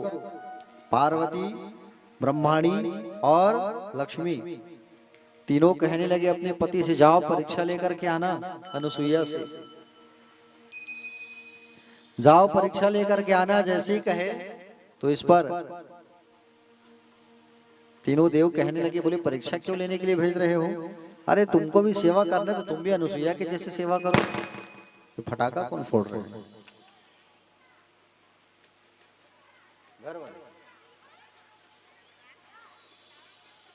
कौन फोड़ रहा है फटाका? बिल्कुल अभी ना फोड़ो, शादी जब आएगा तब फोड़ना।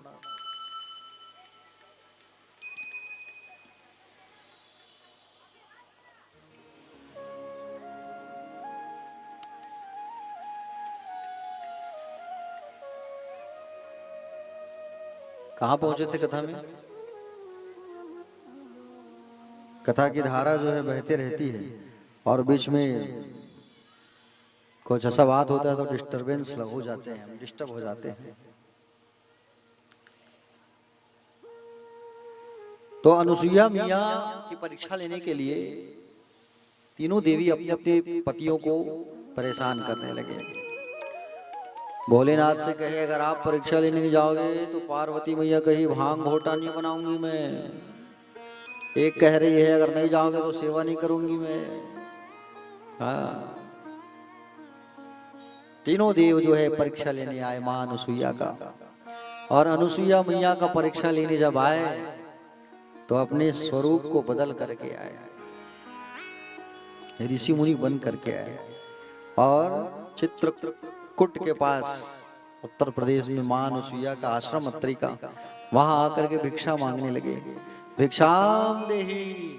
तीनों देव जो है भिक्षा की थाली लेकर के भिक्षा की जब मांगने लगे तो अनुसुईया मैया आई, और सुंदर आती है भिक्षा लेकर के। तो तीनों देव क्या कहे मैया? बोले ऐसे भिक्षा नहीं लेंगे, अगर आप अपने कपड़ों को उतार करके भिक्षा दोगे तभी हम भिक्षा स्वीकार करेंगे। बोले ठीक है, अभी आती हूं मैं। अंदर गई, कमंडल लेके आई, और कमंडल से जल निकाल के कहती है, हे स्वामी, अगर मैं तन मन धन से पतिव्रत धर्म का पालन की हूं तो ये तीनों बच्चे बन जाए। और तीनों के ऊपर जल छिड़क दिया तो ब्रह्मा, विष्णु और महेश 10-10 दिन के बच्चे बन गए। कितने दिन के? 10-10 दिन के बच्चे बन गए। तीनों एक समान मैया पालना में डाली, और सुंदर स्तन पान कराने लगी, प्रेम करने लगी, दूध पिलाने लगी। अब देखते देखते 1 महीना बीत गया। कैलाश खाली, बैकुंठ खाली, ब्रह्मलोक खाली। तीनों देव जो है, तीनों देवियां परेशान। नारद जी को याद की, नारद जी आओ मदद करो हमारी। नारद जी आए, क्या हुआ देवियों बताओ? हमारे पति अभी तक नहीं आए हैं। तो कहे, आप लोग ही तो भेजे हो ना परीक्षा लेने के लिए, जाओ बच्चे बन करके खेल रहे हैं आश्रम में अनुसुईया मैया के। तीनों देवी आ गए और तीनों देवी आए अपने अपने पति को लेने के लिए। अब तीनों देवी जब पति को लेने के लिए आए तो फिर भी अभिमान, हम त्रिदेवियां हैं, तीनों देवी की देवियां। अनुसुईया मैया बाहर आई, भिक्षाम देवी मैया, आओ आओ देवियों, क्या चाहिए भिक्षा में? जो आपके घर आंगन में खेल रहे हैं पालना में, उन्हें दे दो हमें आप। तो मैया कही जाओ ले लो, जिनका जिनका जो पति है ले लो। तो तीनों देवियां अपने अपने पति को लेने के लिए आए। अब तीनों सोच रहे हैं ना, एक तो कह रही है बोले मेरे स्वामी की तो 3 आंख है, सांप है, पहचान लूंगी। एक कह रही है मेरे पति के 4 मुंडी हैं, पहचान लूंगी। एक कह रही है मेरे पति के 4 हाथ है, चतुर्भुजी है, पहचान लूंगी मैं, चलो। और जा करके पालने में जब देखा तो तीनों जो है एक समान हूबहू जुड़वा बच्चे हैं। कोई काले पीले नीले नहीं, एक समान। अब एक कह रही है कहीं धोखे से मैं बड़े को उठा लूंगी तो पूरा ससुर मानती हूँ, जेठ मानती हूँ, छूते नहीं है। एक कह रही है कहीं धोखे से भोलेनाथ को उठा लूंगी, तीसरा नेत्र खोल देंगे, भस्म हो जाऊंगी मैं। तीनों देवियां जो है आ गए अनुसुईया मैया के पास। माँ, हमारी अहंकार को दूर करो, हमारे पतियों को हमको दे दो मैया, हम नहीं पहचान पाएंगे। अनुसुईया मैया कमंडल से जल निकाली और जल निकाल करके कहती है ओम पति परमेश्वराय नमः, छिड़क दी। तीनों अपने स्वरूप में आ गए, ब्रह्मा विष्णु महेश। बोलो त्रिदेव भगवान की, अपने स्वरूप में आ गए, प्रसन्न हो गए। अनुसुईया और अत्रि से कहे मांगो, क्या मांगना है? अनुसुईया मैया ने कहा ये जो पालना है वो खाली हो गया है, अब देख लो आप इस पालने में क्या चाहिए रहता है बच्चा। तो ब्रह्मा जी ने अपना तेज निकाला जिससे चंद्रमा की उत्पत्ति हुई। शंकर जी ने अपना तेज निकाला जिससे दुर्वासा की उत्पत्ति हुई। भगवान नारायण ने अपना तेज दिया जिससे दत्तात्रेय भगवान का आगमन हुआ। बोलो दत्तात्रेय भगवान की।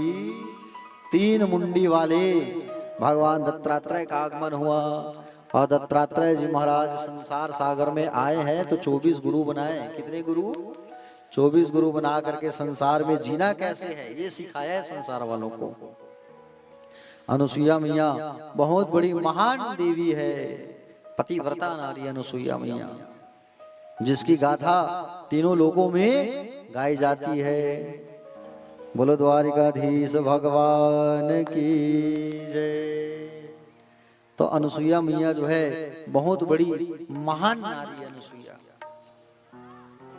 और सुहागन माताओं को, जब सुहागन माताएं सो करके उठती है ना तो उनको सौभाग्यवती नारियों का नाम लेना चाहिए जिससे सुहाग अमर रहता है, सुहाग की आयु बड़ी होती है। अनुसुईया, सावित्री, द्रौपदी और मंदोदरी, ये 4 नाम सुहागन माताओं को रोज सो करके जब उठते हो आप या श्रृंगार करते करते नाम 4 नाम लेना।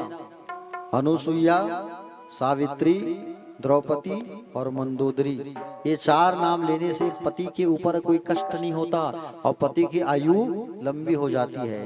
प्रेम से बोलो अनुसुईया मैया की जय। आइए अनुसुईया मैया का एक भजन करते हैं, फिर कथा में आगे प्रवेश करेंगे। एक नारी है सती अनुसुईया,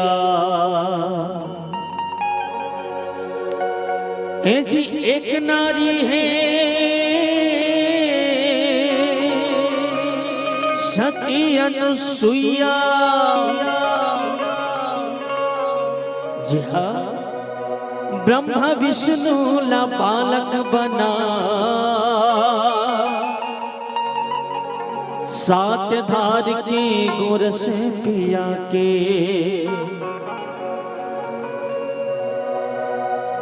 अरे लक्ष्मी उमाला बहू बना, काला बताबो मैं नारी के महिमा।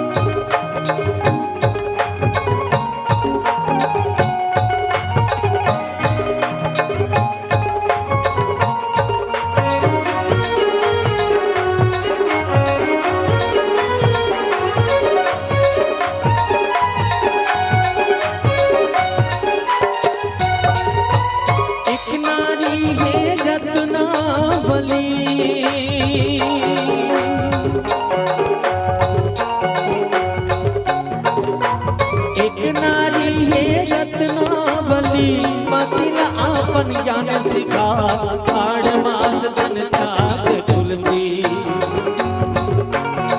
हे जी प्रभु भजन मन लगा, आड़ मास तन त्याग तुलसी। एक नारी है रत्नावली,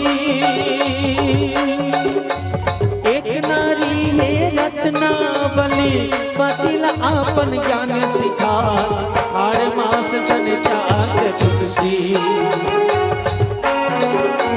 प्रभु भजन मन लगा, आड़ मास तन त्याग तुलसी। एक नारी है रत्नावली।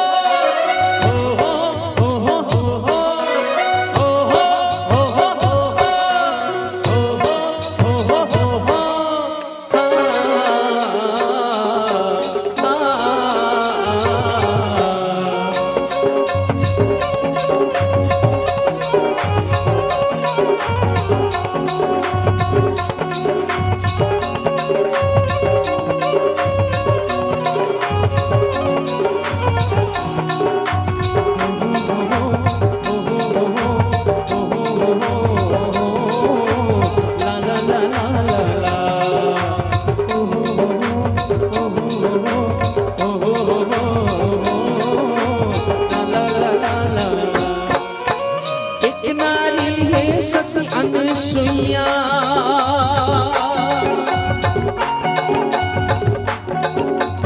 एक नारी है सती अनसुईया, ब्रह्मा विष्णु बालक बना, सात धार के गोरस दिया के, सात धार की गोरस दिया के, लक्ष्मी उमाला बहू बना, सात धार के गोरस दिया के। एक नारी है सती अनसुईया, एक नारी है सती अनसुईया, ब्रह्मा विष्णु बालक बना, सात धार के गोरस दिया के। हरे लक्ष्मी उमाला बहू बना, सात धार के गोरस दिया के। सुन संगवारी तोला सुनावा,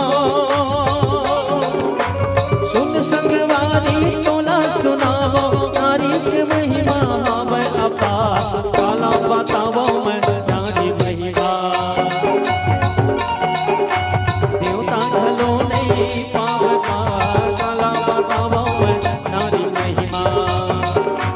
देवता घलो नहीं पावता, काला बतावा मैं नारी महिमा। देवता घलो नहीं पावता, काला बतावा मैं नारी महिमा। देवता घलो नहीं पावता, काला बतावा मैं नारी महिमा। बोल सती अनसुईया मैया की राधे राधे।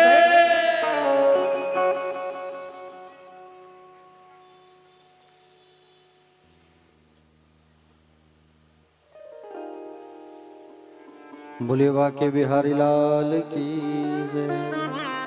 अनुसुईया मैया की तो सुहागन माताओं को इनका नाम जरूर लेना चाहिए। जो जो मैं नाम बताया हूं उनको आप जरूर बोलना, जिससे पति की आयु लंबी होती है। ठीक है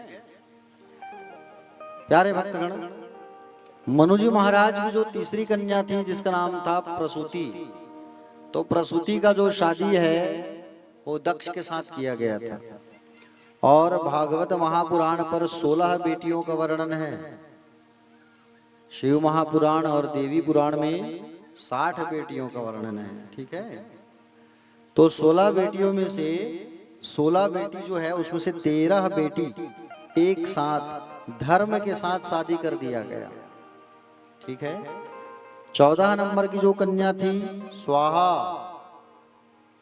यह अग्नि नारायण को दिया गया। स्वाहा जो है वो भी माँ भगवती देवी की अवतार है, स्वाहा देवी। ठीक है, जब कालांतर में सारे देवता ब्रह्मा के पास गए और जाकर के कहे, बोले ब्रह्मा जी हमको भोग नहीं मिल रहा है, पेट नहीं भर रहा है, हम भूख से तड़प रहे हैं। तब उन्होंने स्वाहा देवी को उत्पन्न किया और स्वाहा से कहा कि तुम अग्नि की पत्नी बनो और सबका भोजन तुम्हें जब मिले तो उसके अंतिम पर स्वाहा जब कहा जाएगा तो स्वाहा कहने से देवताओं को भोजन प्राप्त हो जाएगा। इसलिए जब आप अग्नि में आहुति डालते हो तो स्वाहा स्वाहा करते हो ना। ये स्वाहा जो है देवताओं के भोजन का ग्रास बनती है। स्वाहा अग्नि की पत्नी को कहा गया है। आहुति जब डालते हो तो 3 उंगली से आहुति डाला करो, ऐसा पकड़ के, ऐसा पकड़ा करो छोड़ा करो, पकड़ा करो छोड़ा करो, है ठीक है ना। अब कई लोगों को देखो तो कई लोग जो है आहुति डालते हैं, कैसा डालते हैं, सत्यनारायण जी की कथा अगर चल रही है घर में और हवन चल रही तो ऐसा पकड़ेंगे मुट्ठा में, स्वाहा स्वाहा स्वाहा स्वाहा स्वाहा स्वाहा स्वाहा, पूरा हवन खत्म हो जाता लेकिन हाथ का सांकला खत्म नहीं होता, जैसे पैसा गिन रहे हैं स्वाहा है। ऐसा नहीं करना चाहिए। आहुति कैसा करना चाहिए, मृग मुद्रा में छोटे बच्चे को जैसे भोजन कराते हैं, ये 2 उंगली को छोड़ करके भोजन देना चाहिए अग्नि को, पकड़ो और छोड़ो, पकड़ो और छोड़ो, ठीक है। और मन में स्वाहा कहना चाहिए। जब आप स्वाहा कहोगे तभी वो आहुति अग्नि स्वीकार करती है और तभी देवताओं को भोजन प्राप्त होता है। आप भोजन कराते हो देवताओं को हवन के माध्यम से। 15वें नंबर में जो कन्या थी जिसका नाम था स्वधा, ये स्वधा नाम की जो कन्या थी इसको पितृ देवताओं को दिया गया, पितरों की पत्नी बनी स्वधा, ठीक है। 16 नंबर की जो कन्या थी जिसका नाम था सती, सती को दिया गया भगवान शंकर को। एक समय की बात है, प्रयाग में सुंदर एक मीटिंग किया गया, बैठक, कहा प्रयाग, प्रयाग में अभी स्नान करने बिल्कुल जाना, प्रयाग में गंगा स्नान करना चाहिए। प्रयाग में सब बैठे थे, ब्रह्मा विष्णु महेश। उसी समय दक्ष का आगमन होता है और दक्ष को प्रजापतियों का राजा बनाया गया था। दक्ष जब आया तो सब लोग खड़े होकर के सम्मान दिए, प्रणाम किए। ब्रह्मा विष्णु और महेश बैठे थे। इस पर दक्ष ने देखा और कहा, ब्रह्मा तो मेरे पिता हैं, नारायण तो मेरे इष्ट हैं, आराध्य हैं, लेकिन ये तीसरा नंबर में जो है भोलानाथ, ये भोला शंकर तो मेरा दामाद है, ये शंकर मेरा दामाद है, रिश्ते में मुझसे छोटा है और मेरा सम्मान नहीं कर रहा है। ऐसा कहा करके गुस्सा आ गया। देव राजेंद्र को कहने लगा, देवताओं की सभा में क्यों बुला लिए हो इसको, पूरी सभा का रंग बिगाड़ देता है ये, भस्म लगाने वाला। अरे कहां कहां मैं अपनी बेटी की शादी इससे कर दिया। शंकर जी को जब भला बुरा कहने लगे, दक्ष के साथ में कौन आए थे, भृगु भी आया था, भृगु ऋषि। वो अपनी दाढ़ी पर हाथ मलते मलते कहने लगे, क्या कहने लगे, दाढ़ी पर हाथ मलते मलते कहने लगे कि बोले ये शंकर से कहा तो अपनी बेटी की शादी कर दिए हो। उसी समय दक्ष को श्राप दे दिया। किसने श्राप दे दिया, दक्ष ने श्राप दिया भगवान शंकर को कि आज से शिव को कोई भी यज्ञ में भाग न मिले। श्राप दे दिया, कोई भी यज्ञ में भाग न मिले। प्यारे, नंदी जी ने दक्ष को श्राप दे दिया कि तू हमारे स्वामी को श्राप दे रहे है, जा हम तुझे श्राप देते हैं कि तुझे बकरे का सिर लग जाएगा। भृगु ऋषि ने श्राप दिया, शिव के गण पाखंड हो जाओ। शिव गणों को श्राप दिया, शिव गणों ने भृगु को श्राप दिया कि तुम्हारे जैसे जो चाटुकर ब्राह्मण भिखमंगे हो जाएंगे, जाओ। एक दूसरे को श्राप दे दिया।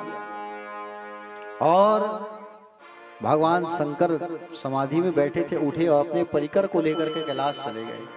भगवान इस बात को भूल गए, लेकिन दक्ष इस बात को नहीं भूला। दक्ष बदले की आग में तड़प रहा था, कब बदला लूं। हरिद्वार में एक स्थान है कनखल, उस कनखल में जाकर के इसने एक यज्ञ का आयोजन किया। यज्ञ का निमंत्रण दिया सबको, लेकिन भगवान शंकर को नहीं दिया। सब बेटी को दिया लेकिन छोटी बेटी को नहीं बुलाया। बदला लेना है ना शंकर जी से, इसलिए सबके लिए स्थान बना है। यज्ञ में वेदियां बनी है सबकी, सबका मंडप बना है, लेकिन भगवान शंकर का स्थान नहीं है। भगवान शंकर का अपमान करना है, ऐसा विचार करके। प्यारे भक्तगण, इंद्र अपने ऐरावत पर बैठ करके जा रहा था, चंद्रमा अपने रथ में बैठ के जा रहा था। सती मैया ने नंदी से पूछा, नंदी ये लोग सब कहाँ जा रहे हैं, जाकर के पता करो जरा। और सब जब गए जाकर के पूछे तो इंद्र से पूछा, कहाँ जा रहे हो भैया? तो इंद्र ने बताया कि बोले हम यज्ञ में जा रहे हैं। कहाँ? हरिद्वार। अच्छा, हाँ, तुम लोगों को नहीं बुलाया है क्या? बोले नहीं। आकर के सती मैया को पूरा हाल बताया नंदी जी ने, और सती मैया ने इस हाल को सुन करके अपने पति के पास गई और जाकर के शंकर जी से कहने लगी, बोले स्वामी, मेरे पिता के घर पर यज्ञ हो रहा है और मेरे पिता के घर पर यज्ञ हो रहा है, सब वहां जा रहे हैं, मुझे भी जाना है, मुझे भी जाने दो आप, मुझे भी जाने की इच्छा हो रही है। बोले मेरे सभी बहन वहां आए होंगे और सब बहन आए होंगे, सबसे मुलाकात हो जाएगा। मैके में कुछ काम होता है तो सबसे मुलाकात होता है कि नहीं होता है? बोले मुझे जाने दो। शंकर जी ने कहा, देखो सती, तुम जा रही हो, लेकिन एक बात ध्यान रखो, तुम्हारे पिता जानबूझ करके हम लोगों को नहीं बुलाए हैं, जानबूझकर, और फिर भी तुम जाना चाहती हो, मेरा अपमान देखना चाहती हो, तो तुम जाओ, मैं मना नहीं करूंगा। भगवान शंकर की बात को सती मैया नहीं मानी।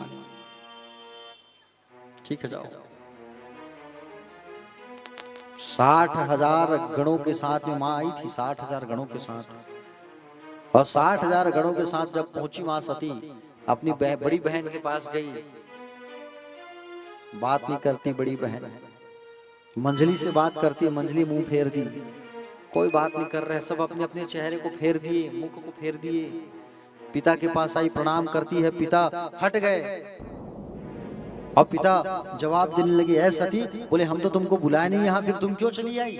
तुमको यहाँ नहीं आना था। अरे हमने तुमको बुलाया नहीं, जबरदस्ती आ गई हो तो ठीक है, यहाँ बैठो, फिर चले जाना यज्ञ के बाद। सती मैया रोना आ गया, माँ के पास आई, माँ से मुलाकात करती है। माँ से मुलाकात करके वापस आई, पिताजी से कहने लगी, पिताजी याद करो उस पल को, मैंने आपसे कहा था कि जिस दिन आप मेरा अपमान करोगे मैं शरीर का त्याग कर दूंगी, छोड़ दूंगी, और आपके जैसा पिता किसी को ना मिले, मूढ़ मति के हो गए हो, मारी गई है आपकी मति, मारी गई है। अरे शिव का अर्थ क्या है?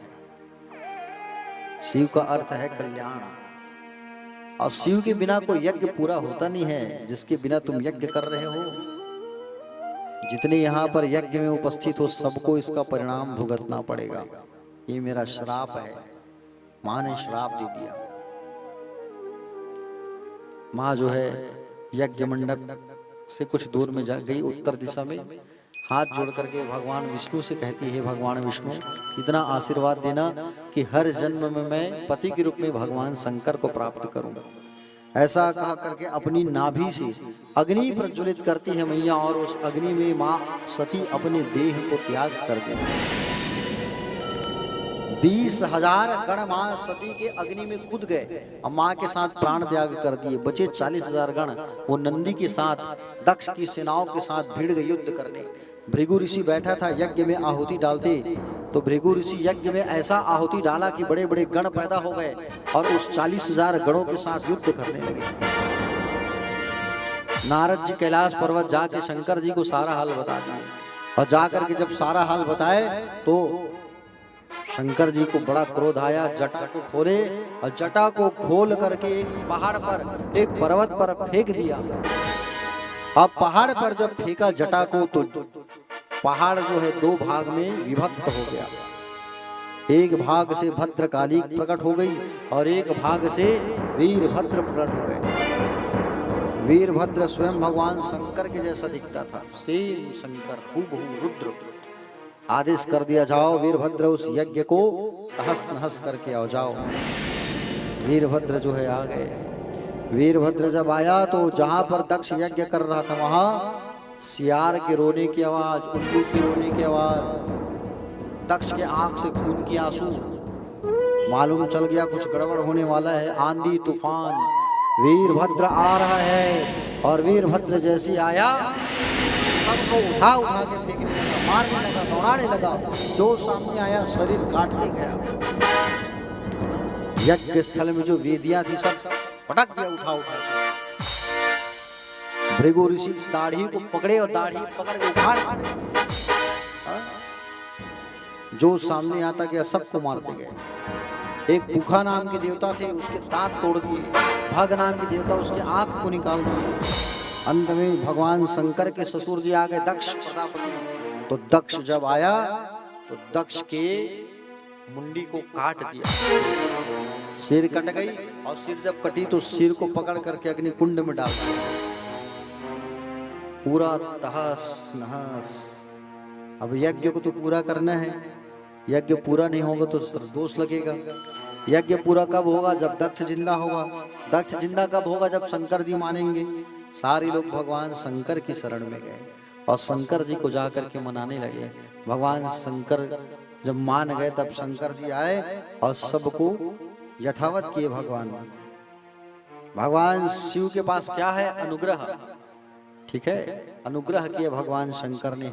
और भृगु को सबसे पहले उसकी दाढ़ी में बकरी की दाढ़ी लगाई गई। एक देवता का आंख निकल गया था तो कहे मित्र की दृष्टि से सबको देखोगे तुम। एक देवता का दांत टूटा था तो कहे तुम सत्तू घोल करके पीना।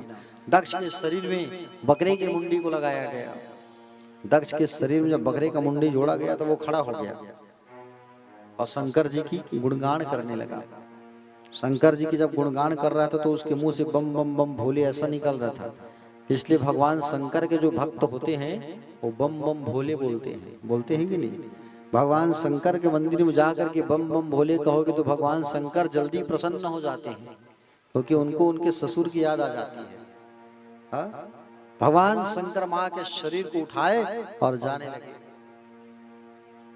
भगवान नारायण ने अलग अलग जगह से माँ सती के शरीर को काट दिया।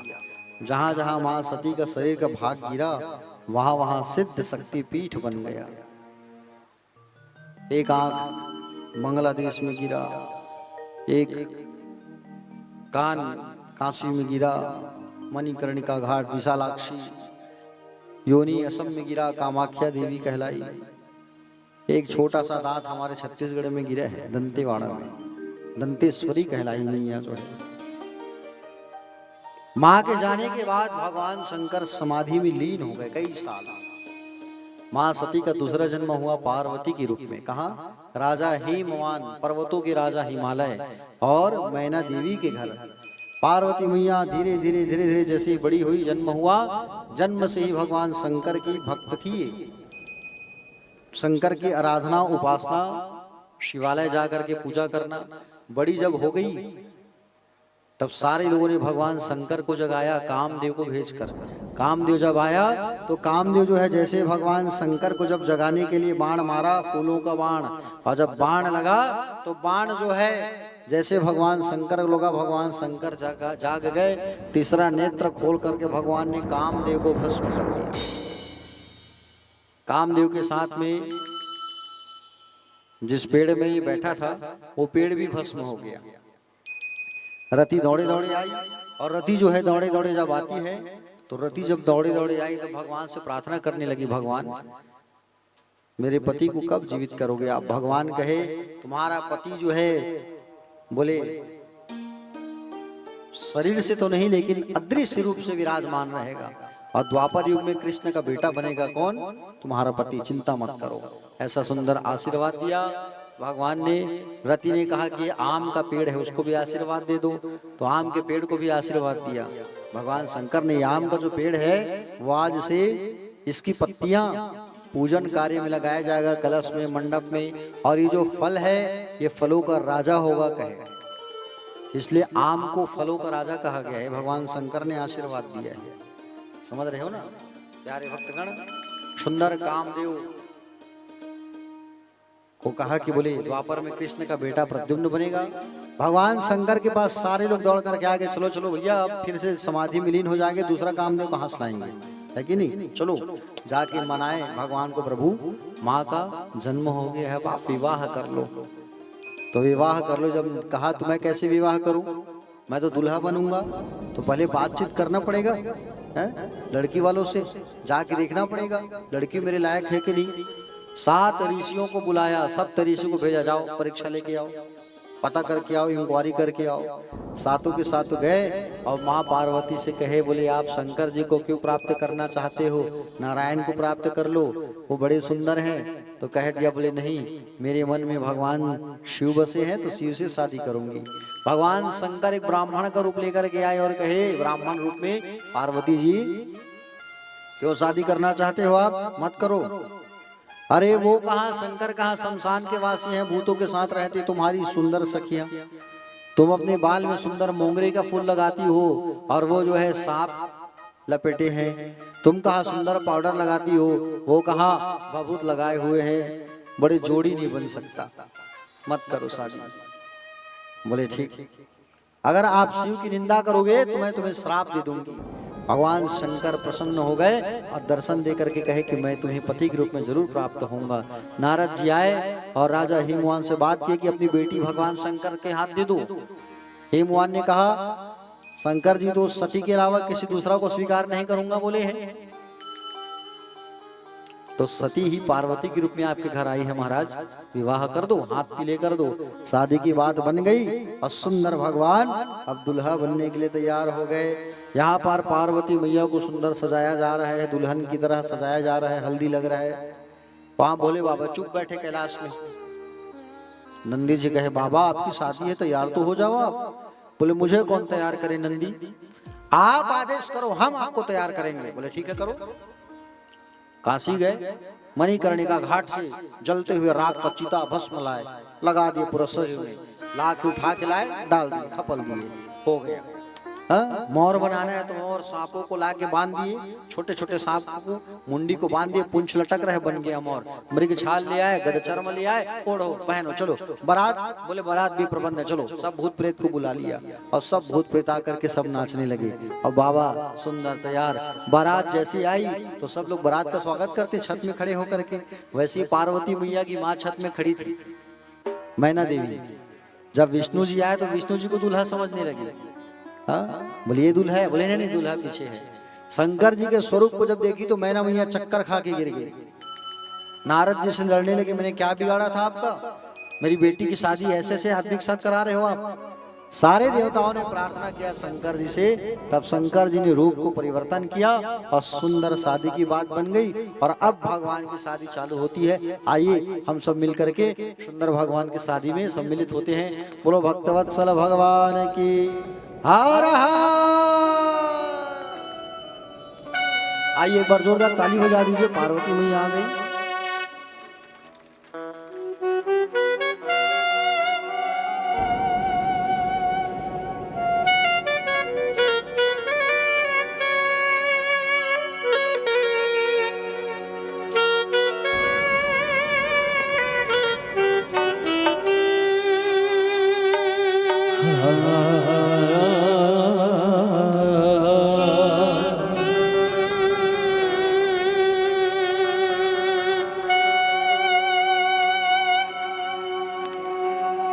बिराले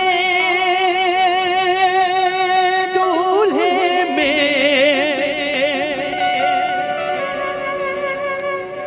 मतवाले दूल्हे में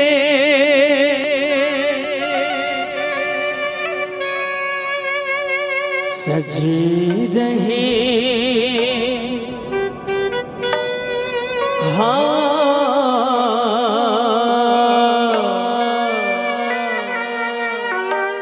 सजी रहे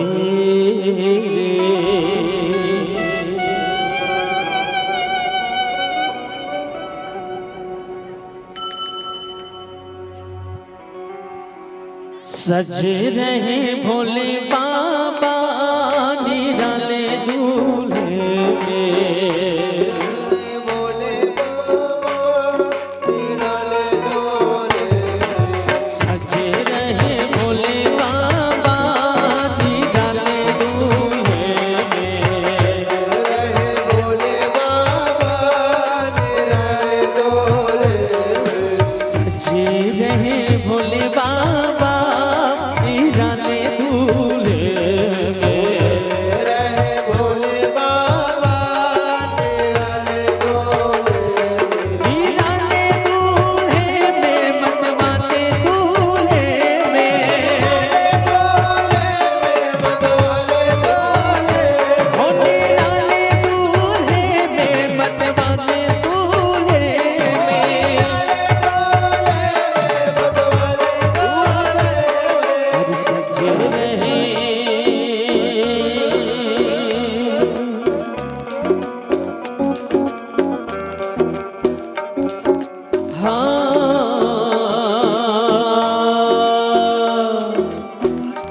सजे रहे रे।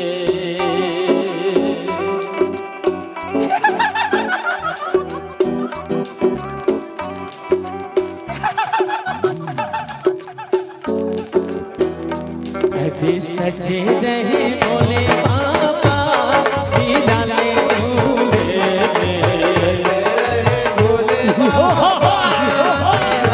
कभी सजे रहे बोले बाबा दीदाने दूल्हे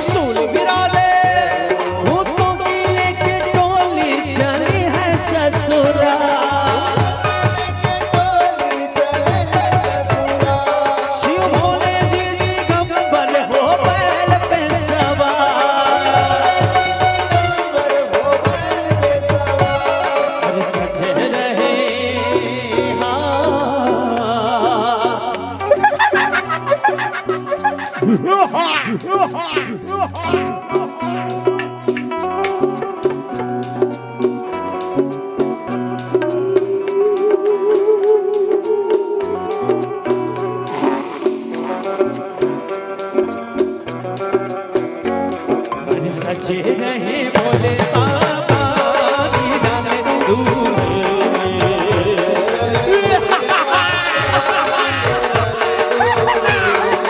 सजे रहे बोले बाबा दीदाने दूल्हे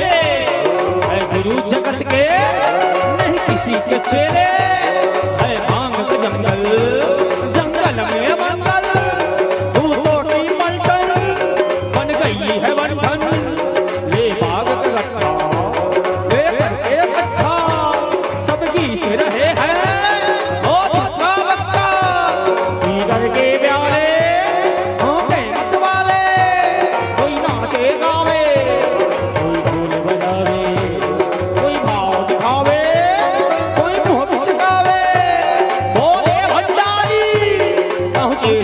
अब देखेंगे भागे अब नर और नारी भूल गई किसी की कोई बात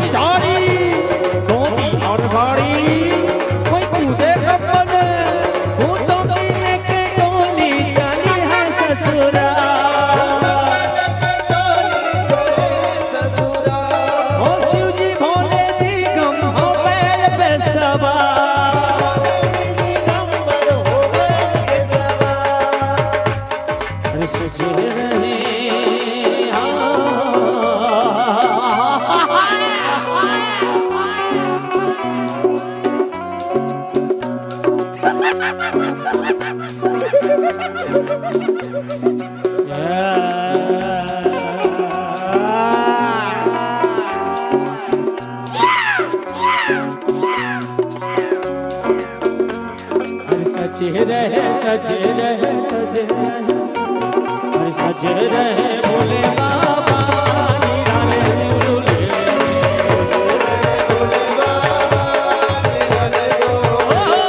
सजे रहे भोले बाबा निराले झूले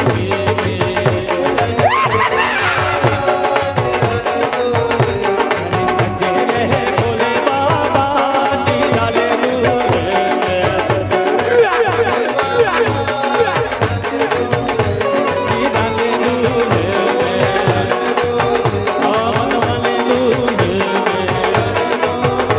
निराले झूले सजे रहे भोले बाबा निराले दूर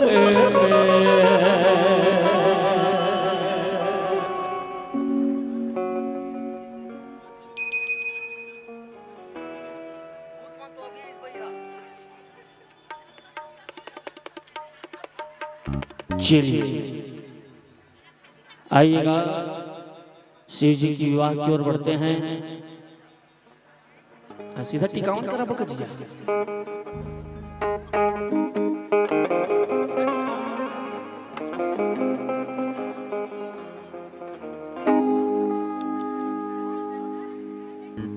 मन माते हावे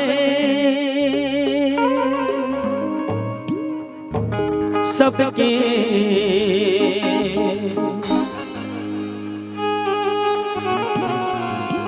हिम औ कैलाश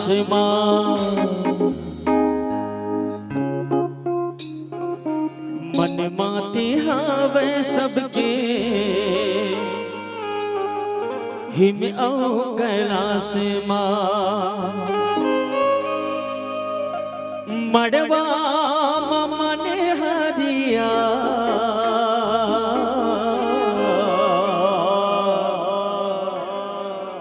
मड़वा मन हरिया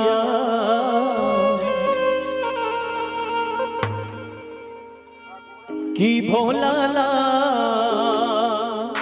की पर्वतियाला भोला बिहार की पर्वतियाला भोला सुखर बिहार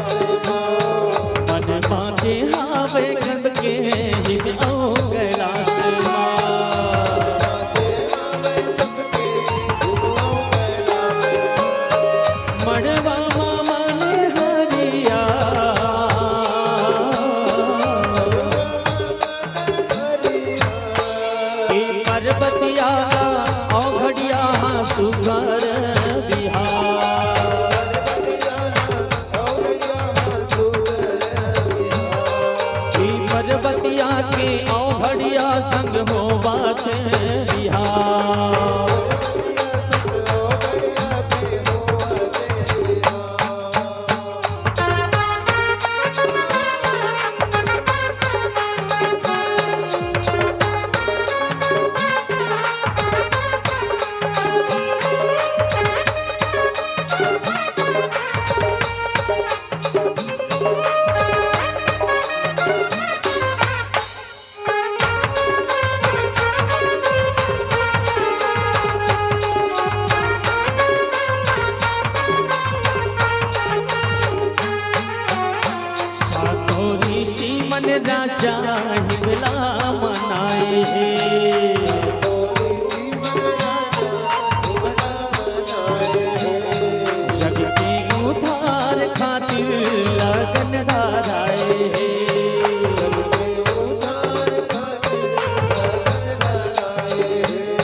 उर्वासी मंगल गीत लगा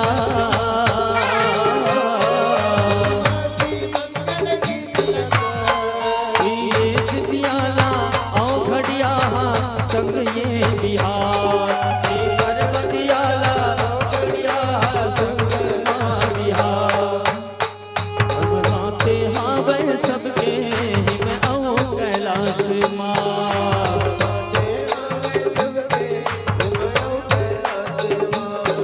मड़वा मामा ने हारिया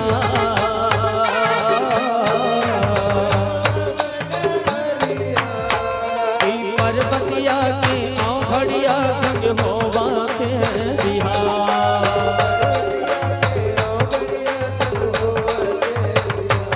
पर्वतिया के औ घड़िया संग होवा के बिहार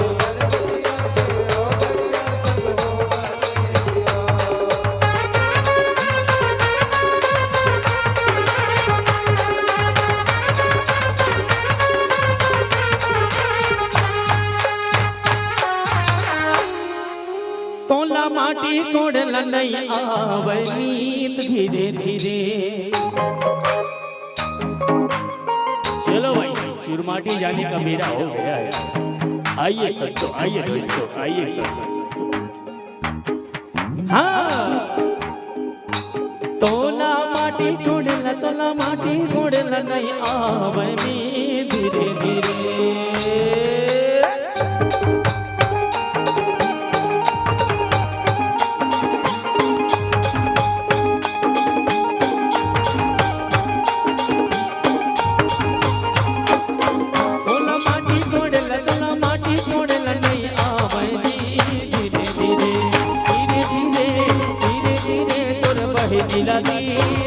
धीरे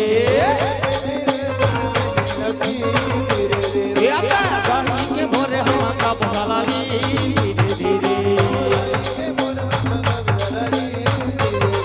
तोला माटी कोड़े नहीं आवेगा धीरे धीरे धीरे धीरे धीरे धीरे तोर बंदी नदी धीरे धीरे दही के भोर हवा का पसाला धीरे धीरे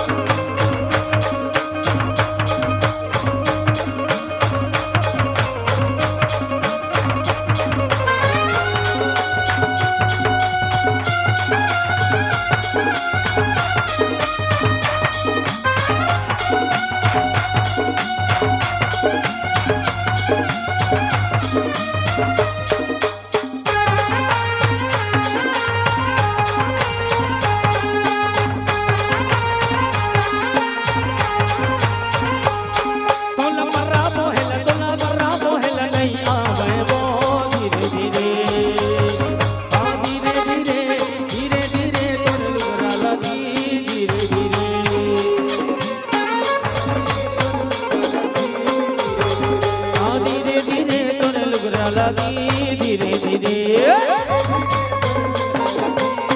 दही के भोरे हम का पसलनी धीरे धीरे दही के भोरे हम का पसलनी धीरे धीरे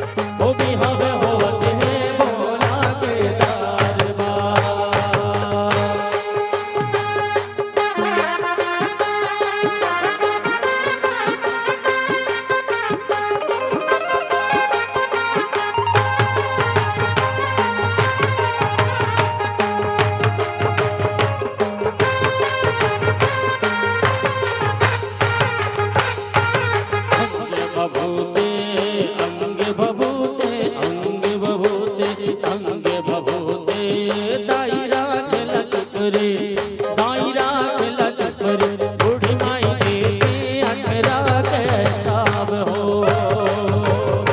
ओ बूढ़ी माई देते अचरा के छाव हो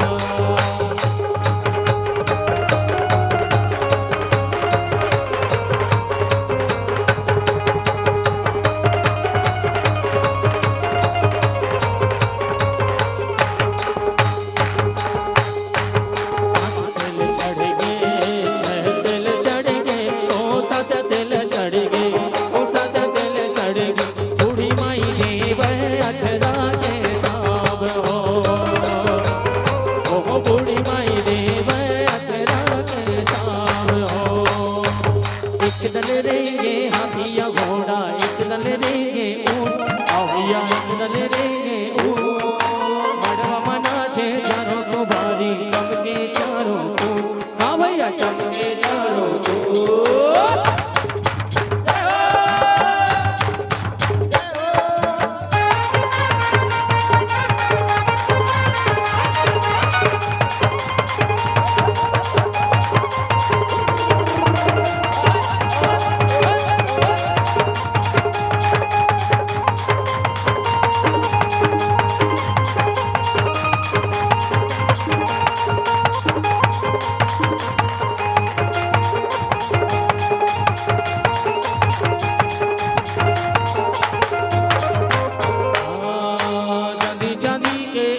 सोना के लागे की बात आ भैया हीरा मोती के पन्ना जड़े पूरे सोना के आ भैया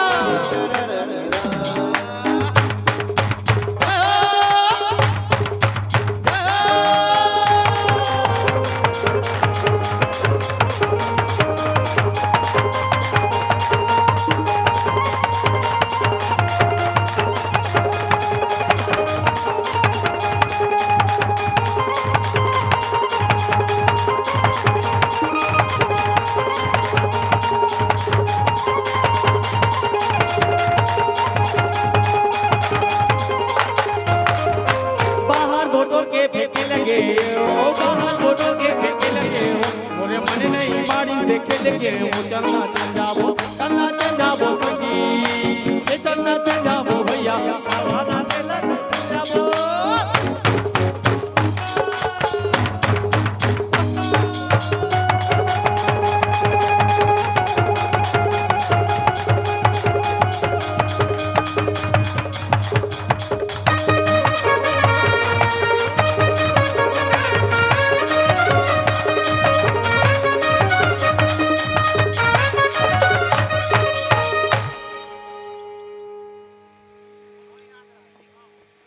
चलिए आइए जयमाला की ओर प्रस्थान करते हैं। भगवान श्री शिव जी मां पार्वती को अपने स्थान पर खड़े होने बोल देंगे। चलिए आप लोग बैठ जाइए, अपने स्थान पर बैठ जाओ। सब लोग जितने लोग खड़े हैं आपस में विराजमान हैं, सभी अपने अपने स्थानों पर विराजमान हो जाएं। आइए भगवान भोलेनाथ और माता पार्वती सामने आ जाएंगे। यहाँ पर निवेदन है सभी से, कोई बिना प्रसाद लिए नहीं जाइएगा। हमारे कुछ कुछ भैया लोगों से निवेदन आ रहा है कि सभी घर जा रहे हैं करके, तो निवेदन है प्रसाद लेकर के ही जाइएगा। जय राधे, जय श्री कृष्ण।